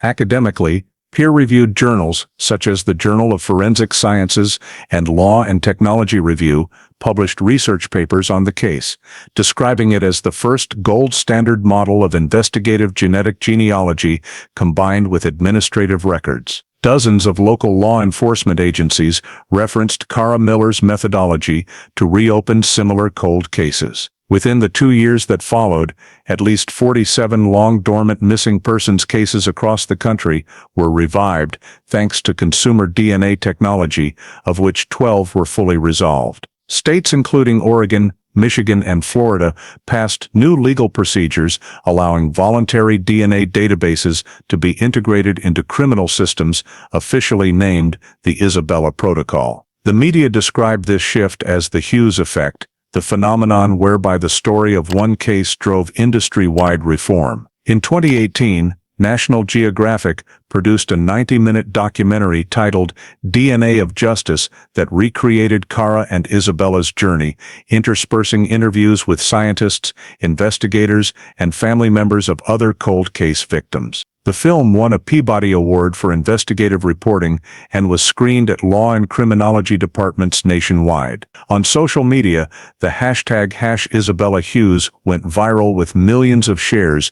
Users posted stories of similar disappearances and urged people to upload DNA samples to help identify the missing. Families who had remained silent for decades began contacting organizations such as Missing Children of America or the newly created Isabella Initiative. Primetime television shows ran specials titled The Children Who Were Found, where experts analyzed the path from trauma to recovery. Isabella's story came to be regarded as a symbol of the belief that justice, however late, can still arrive. In 2018, the Smithsonian Institution mounted an exhibition called DNA and Memory, displaying famous artifacts related to forensic genealogy. Among them was a replica of the pink knitted scarf, the very first piece of evidence in Hughes 65, placed in a glass case with the caption, "Knitted Scarf Recovered in 1965, the evidence that began a 50-year journey back to the truth." Visitors lined up for hours,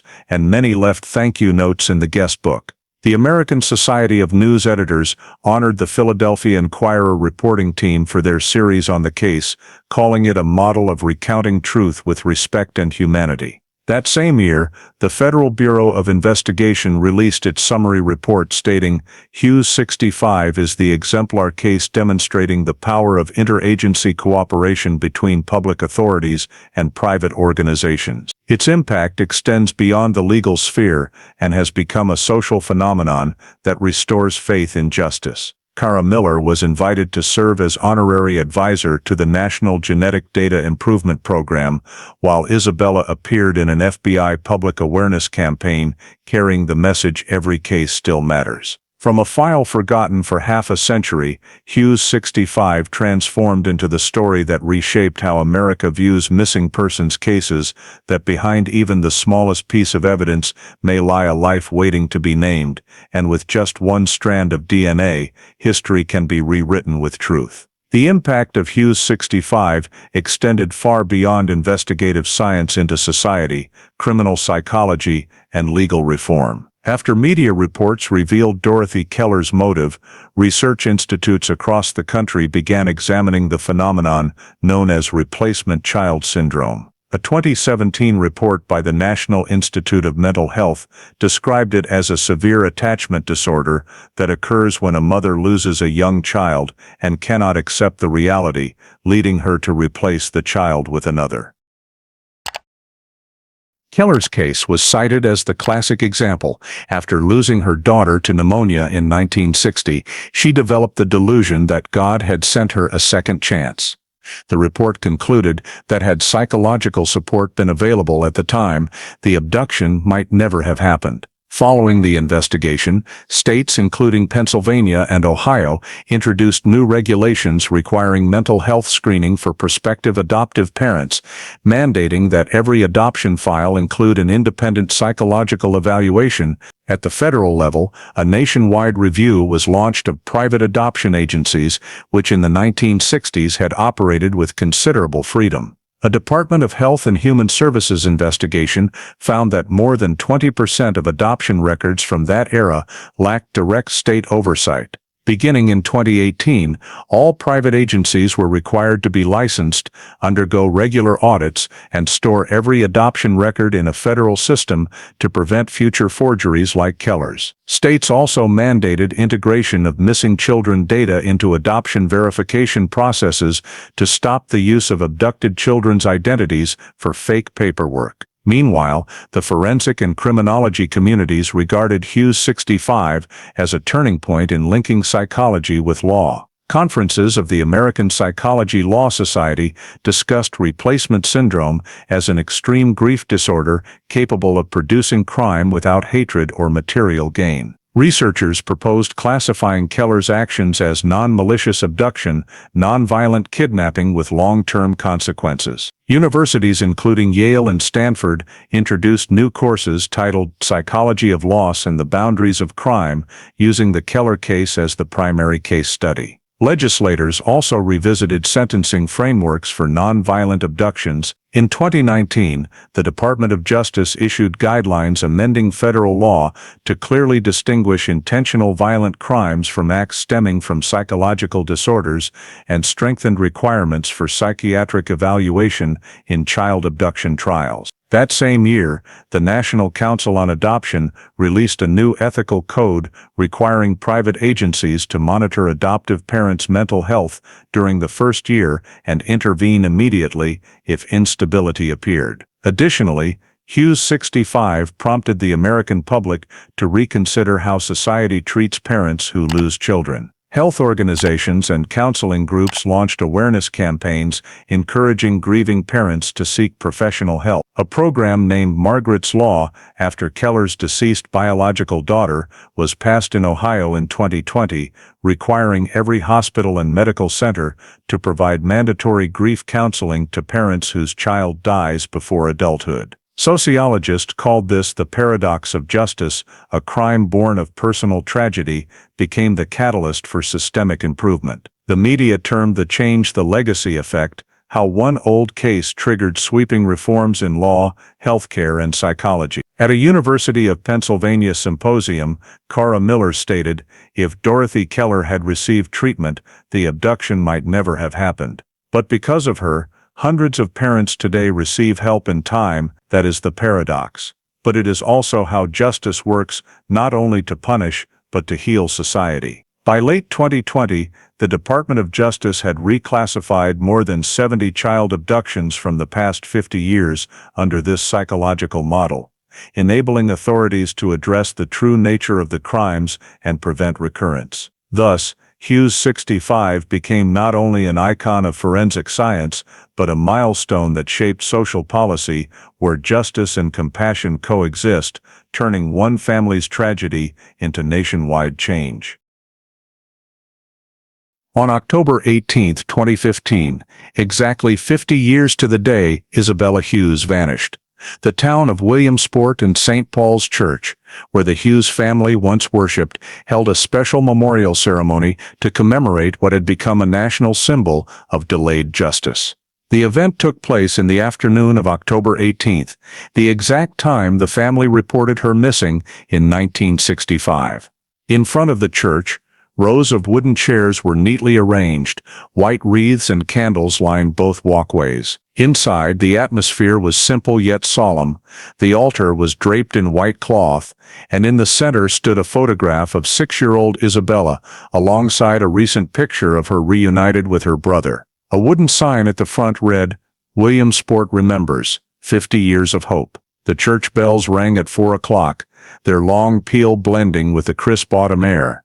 Local residents, many of whom had joined the original search, attended in silence, bringing flowers and distant memories. Michael Hughes sat in the front row clutching the program, with Isabella beside him, small-framed, silver-haired, wearing a gray coat. She bowed her head as the senior pastor, who had once been assistant to the 1965 priest, opened with a prayer.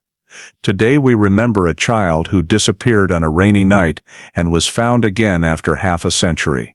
We pray for the souls of the departed and give thanks for the justice that brought truth home." As candles were lit along both aisles, Cara Miller stepped to the podium as the guest of honor. She surveyed the hushed room and said, "This case began right here in a small community that believed nothing bad could happen. Yet that very belief kept us from ever giving up. 50 years later, through science and persistence, we brought a daughter home." Her words moved many to tears. In the corner, several volunteers from the 1965 search team stood hand in hand, nodding emotionally. A silver-haired man, the former Lycoming County deputy, spoke briefly. "I remember that night. We searched the woods with flashlights, soaked to the bone, every one of us certain we'd find the little girl. Now she's back." After the speeches, the church choir sang Amazing Grace, the voices weaving past and present together. Isabella looked up, eyes wet, squeezing her brother's hand. When the song ended, she rose and walked to the podium. The sanctuary fell completely silent. Her voice was soft, slightly trembling but clear. "50 years ago I walked out into the rain and never came home. Today I stand here, in the same autumn wind, to say that no night lasts forever. There were people who kept the light burning for me, even though they didn't know I was still alive." She paused, looked around and smiled.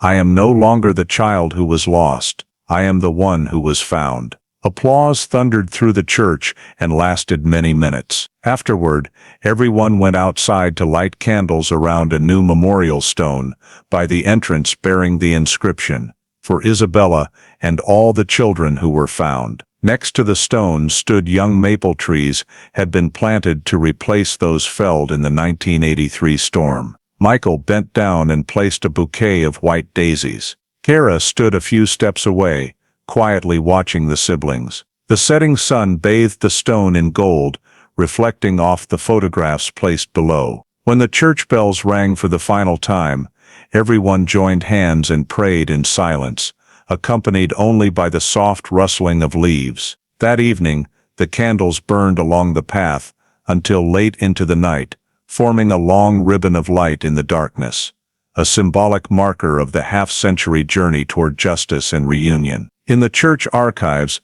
the ceremony was recorded simply, October 18, 2015. The Williamsport community commemorates the 50th anniversary of the disappearance of Isabella Hughes, victim confirmed alive. Memorial held to honor memory, faith, and the power of truth. As people left, Isabella looked back one last time. The candlelight reflected in her eyes, and in that moment, Williamsport seemed to regain the peace it had lost on that rainy night in 1965. Following the 50th anniversary memorial for Isabella Hughes's disappearance, the Federal Bureau of Investigation conducted a comprehensive operational review of the entire 1965-1967 investigation to draw lessons for other cold cases. The report, coded FBI PA 2016 Review, was compiled by the Cold Case Division Task Force with input from forensic, criminology, and records management experts. In its 180-page summary, the team opened with the assessment: had 1965 crime scene processing and evidence management followed today's standards, Hughes 65 could have been solved in weeks rather than half a century. The report highlighted numerous procedural failures of the era. The first was delayed scene security. Records show the area around the Hughes home was sealed almost 2 hours after Sheriff McGrady arrived, during which dozens of neighbors and onlookers contaminated the site. The second was improper chain of custody for evidence.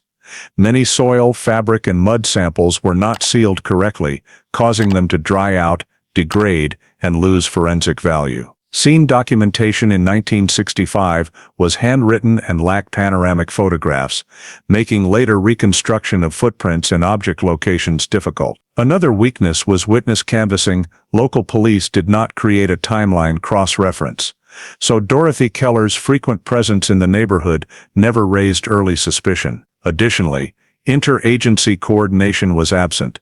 When Keller moved to Ohio, no interstate alert system existed to flag her. Kara Miller, who served on the advisory panel, commented, "The biggest error was not individual competence, but the technological and procedural limitations of the time." The report then proposed 12 major operational improvements.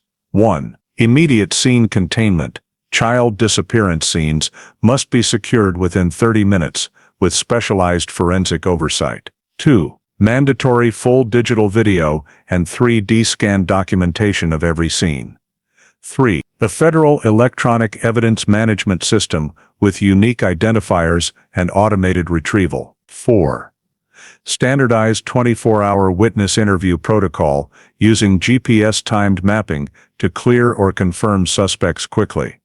5. Incorporation of psychological profiling, especially for suspects showing grief-related disorders. 6. Strengthened legal bridges between federal agencies and consumer DNA companies, plus a dedicated cold case review unit in every state conducting decennial file reviews. The appendix listed lessons learned, identifying 5 core principles from Hughes 65. 1. The crime scene is a neutral witness and must be absolutely protected. 2. Every piece of evidence, no matter how small, can become decisive. 3. Records must be digitized to prevent loss. 4. An investigation never ends until truth is found. 5. Science serves not only criminology, but human memory. When the report was presented at the FBI's annual conference in Washington, the Cold Case Division director stated, "Hughes 65 proves that one small mistake can delay justice for decades. Our job is to ensure it never happens again." The document became mandatory training material for new agents starting in 2017 and the standard text for analyzing historical investigative errors. The conclusion read, "Thanks to the perseverance of generations of investigators, justice was ultimately served." But the true legacy of the case lies in its operational lessons, how one old case teaches us to do it right for the future. On the final page, Kara Miller's quote appeared in bold: "Science can reconnect what people once lost, but only discipline and precision bring justice on time." After the final report on the Hughes 65 case was released, the Federal Bureau of Investigation and Family Link DNA Laboratory officially signed a strategic cooperation agreement to build a national DNA database dedicated to identity verification and the investigation of long-term missing persons cases. The project was approved in early 2017 under the name National Integrated Genetic Reference System, NIGRES, with the goal of connecting genetic data from private companies, state forensic labs, and federal agencies on a single, securely encrypted platform. Family Link, the company that had discovered the matching chain in the Hughes case, took the lead technical role, while the FBI handled legal coordination, access oversight, and privacy protection. The NGRS database was designed as a hybrid model, combining the traditional CODIS repository with open-source genealogical systems, enabling automatic cross-matching between relatives' DNA samples and unidentified profiles, including records more than 50 years old. During its pilot phase, NGRS processed over 2 million DNA records from 17 states, including hundreds of samples from cold cases stored since the 1960s, 1980s. To ensure legality, the project adopted a consent-based access mechanism. Citizens voluntarily submitted DNA samples and signed authorizations, allowing law enforcement to use the data solely for identification or locating missing persons, not for criminal prosecution without a court order. The system operated in a double encrypted environment, with each sample assigned a random identifier to prevent disclosure of the owner's identity. The rollout received strong public support following the success of Hughes 65, which had demonstrated the power of forensic genealogy in connecting seemingly disconnected fragments. In its first year, NGRS recorded 38 successful identifications, including 14 cases where missing children were reunited with their families. Local television news continuously reported news stories: a boy missing since 1978, identified living in Texas, a woman in Oregon who discovered she was an infant abandoned in 1969. A 1973 unidentified murder victim finally named through relative DNA matches. With each announcement, the media cited Hughes 65 as the original inspiration. Cora Miller, by then promoted to Deputy Director of the Cold Case Division, joined NGRS's Scientific Advisory Board. She proposed expanding comparisons to include DNA samples from hospitals, nursing homes, and medical facilities that might hold records of unidentified individuals. She also ensured ethical procedures were maintained, requiring every match to be verified with secondary evidence before notifying those involved. By the end of 2018, the FBI released an interim report. NGRS has enabled the reopening of 112 long-dormant missing persons files, of which 67 are in the active family verification stage. Average match confidence stands at 98.6%, far surpassing traditional forensic methods. The U.S. Department of Justice subsequently issued new regulations allowing states to link directly to NGRS without case-by-case approval, data synchronized every 24 hours, ensuring every new DNA discovery was automatically compared against the entire national registry. Beyond technical results, the project sparked a wave of public-private collaboration in investigations. FamilyLink opened 2 additional data centers in Colorado and Virginia to handle millions of samples annually.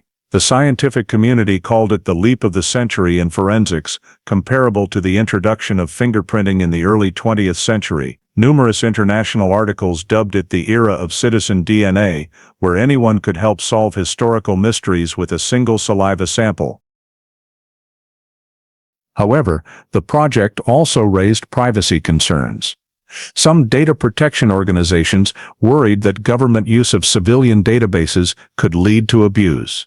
In response, the FBI and FamilyLink published a transparency pledge affirming that every access left a digital audit trail subject to regular review by the Federal Ethics Committee. Independent human rights organizations were invited to conduct random oversight. Quarterly reports publicly disclosed the number of records accessed and verification outcomes, ensuring absolute transparency. By the time the system reached full operation in 2019, NGRS had become the world's largest integrated DNA database, holding more than 5 million samples from across the United States. The Hughes 65 genetic string was embedded in the system's introductory section as Case 0. The investigation that launched the entire program. At the dedication ceremony for the National Data Center, the FBI director declared, "One small knitted blanket, one tear, and one strand of DNA changed an entire profession." Kara stood among the guests, quietly smiling. She knew that from the mistakes of 1965 had grown a system where every clue was preserved, where justice no longer depended on luck, but on science and the memory of millions willing to share a piece of their genome so someone else could be found. Once the National NIRA's database was running stably, Kara Miller returned to her familiar duty, reviewing the backlog of unsolved files in the Cold Case Division. In January 2020, she received a list over 1,200 pages long, containing 487 missing child and unidentified person cases nationwide, some dating back to the 1940s. Many had been considered dead ends due to lack of physical evidence or degraded records. Kara and her specialized analysis team spent months screening the files, comparing patterns to Hughes 65, young victim, quiet residential area, no signs of forced abduction, perpetrator known to the victim, and identity concealment through forged documents. Of the 487 cases, she flagged 32 with pattern similarity above 70%. Several originated in Ohio, Michigan, Oregon, and Idaho, regions with social characteristics resembling 1960s Williamsport. She paid particular attention to 6 cases sharing a striking common thread.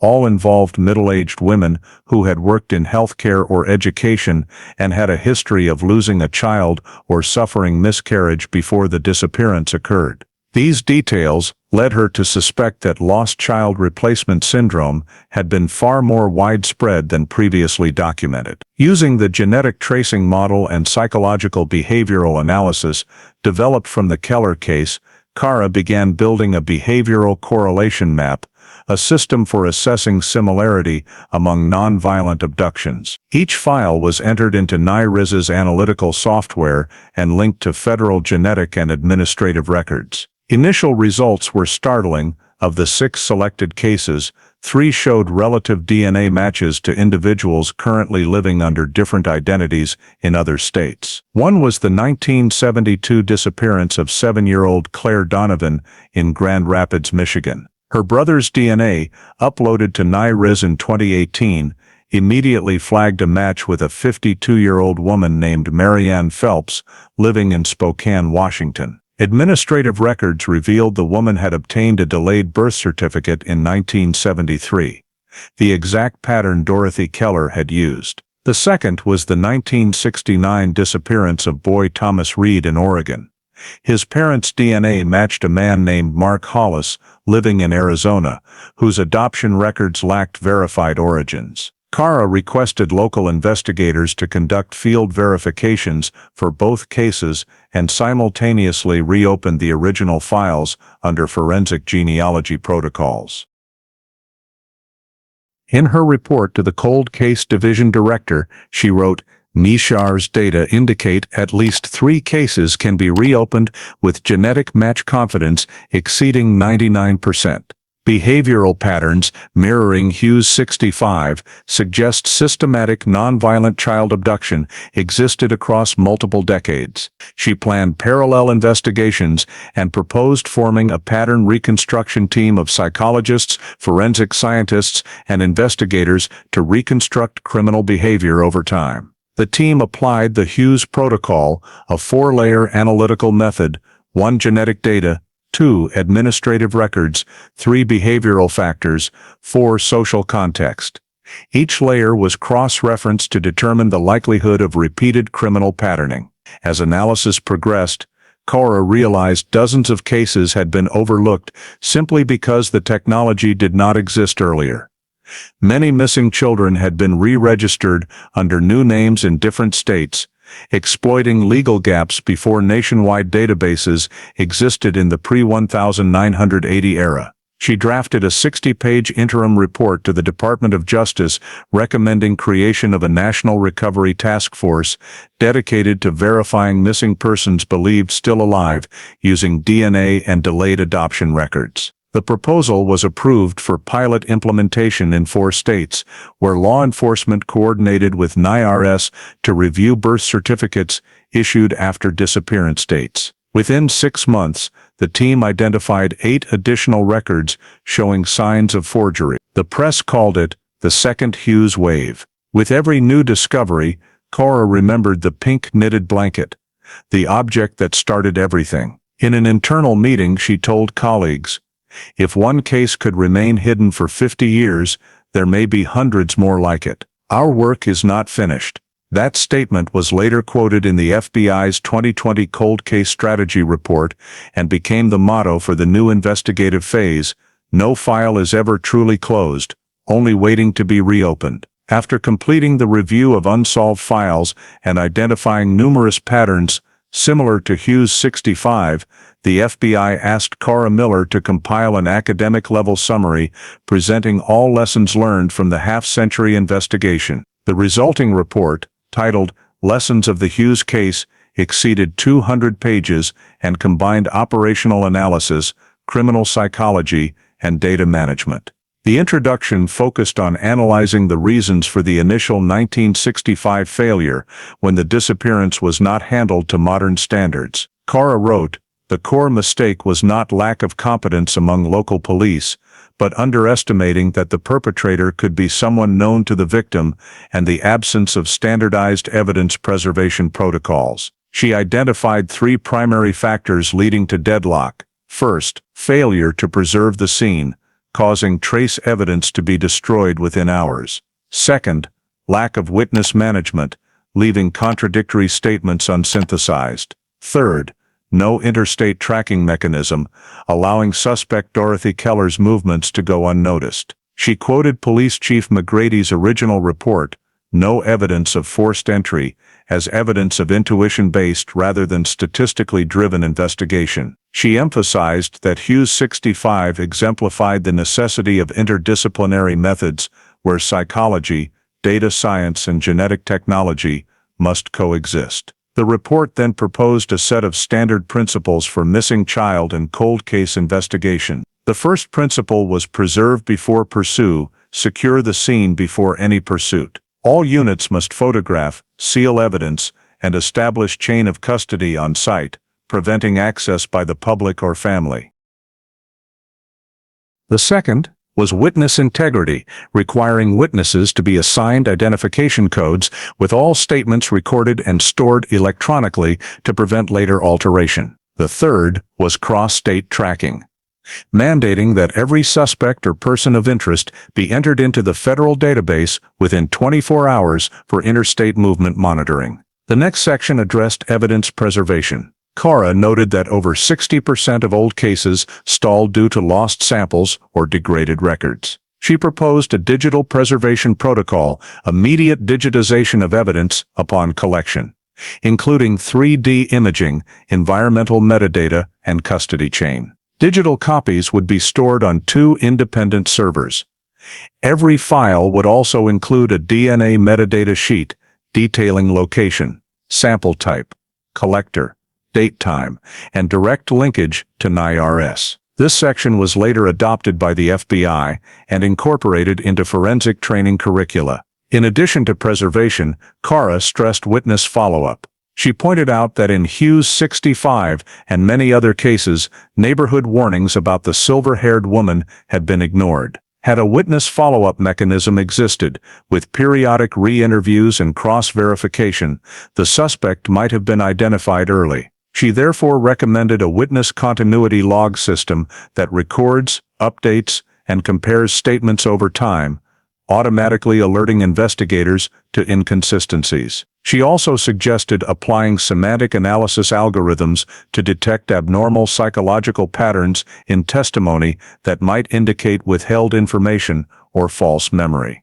In the conclusion, Cora stated, Hughes 65 proves that justice depends not on speed, but on the accuracy of every small step. Any detail overlooked can become the key half a century later. She proposed making these lessons a mandatory training module at the FBI Academy and state police academies, so every investigator understands that each missing person case is not just a job, but a responsibility across time. The report was presented at the 2020 National Investigative Conference and received near unanimous approval. In his closing remarks, the Cold Case Division Director quoted Cora directly, Science can change the future, but only carefully preserved memory allows us to re-understand the past. For younger investigators, Lessons of the Hughes case became an iconic handbook, reminding them that justice is not the end of one case, but a continuous process of learning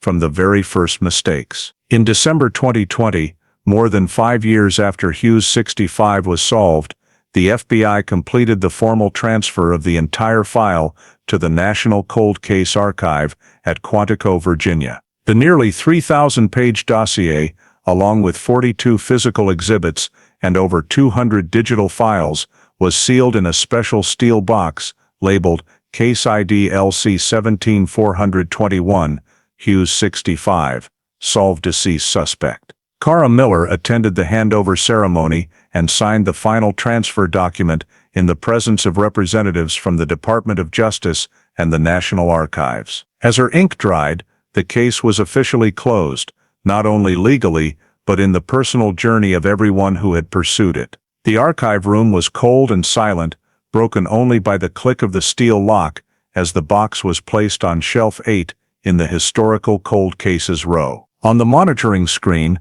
the status changed to Hughes 65, archived reference only. Cara stood looking through the thick glass, feeling both relief and emptiness. She knew every task must end, and her role as the bridge between past and present was complete. The pink knitted blanket, the first and final piece of evidence, was placed in the FBI's internal display case as a symbol of forensic legacy. Beneath it, a small plaque bore a line from Chief McGrady's 1967 journal, "Not found today does not mean never." When the ceremony ended, the Cold Case Division Director approached and handed Cara a thin envelope. Inside was her new assignment, Case 247A, missing since 1973. Initial review. The file concerned a 15-year-old who vanished in rural Illinois, a case that had never been reopened. Cara held the page, eyes pausing on the words, "Status unresolved," and nodded slightly. She gathered her things, left the room, and walked the long hallway where white light reflected off the tile floor. That winter was unusually cold. Snow blurred the parking lot. She paused for a moment, looking east toward the stacks of files that stood like the nation's memory. In her mind, she could still hear the rain of that 1965 night, the bells of St. Paul's Church, and the image of the silver-haired woman at the fence. Every case leaves a mark on the investigator, and Hughes 65 had become an indelible part of her career. When she entered her new office, a thin folder with a pale blue label already waited on the desk. She opened it to a black and white photo of a smiling teenage boy in front of a garage. The note beneath read, "Missing March 1973. Last seen near Route 12. Cara set the photo down, opened her notebook, and wrote the first line. Case 247A, review begins. The pen paused for a second, then continued, "No case is ever truly old, only justice waiting to be called by name." Outside, snow fell gently past the window, covering the long roads of Quantico. One chapter closed, another began, in the same familiar rhythm of someone who had devoted her life to recovering memories lost to time. The story of the Hughes 65 case, from a 6-year-old girl vanishing on a rainy night in 1965 Pennsylvania, to being found after 50 years through DNA technology, profoundly reflects contemporary American society, a modern nation still carrying gaps in memory and justice. In an age of astonishing scientific progress, this case reminds Americans that technology cannot replace human perseverance and responsibility. Special Agent Cara Miller, who spent years chasing every clue, embodies the new generation of investigators,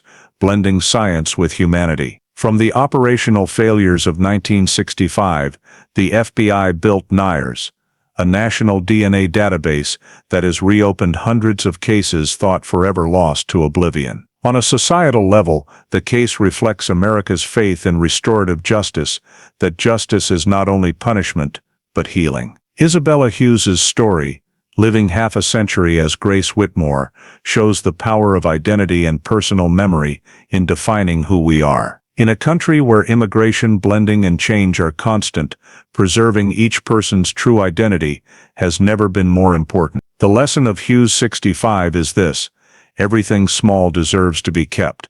From a knitted blanket, a drop of DNA, to the recollections of those who witnessed it. In today's America, where news comes and goes in an instant, we need to relearn patience and belief in the value of truth, even if it takes 50 years to find it. As carved on the Williamsport memorial, truth may arrive late, but it never disappears. If you believe the truth is always worth finding, please subscribe to the channel so we can continue exploring cases that time seemed to have forgotten together. Thank you for following Isabella Hughes's story.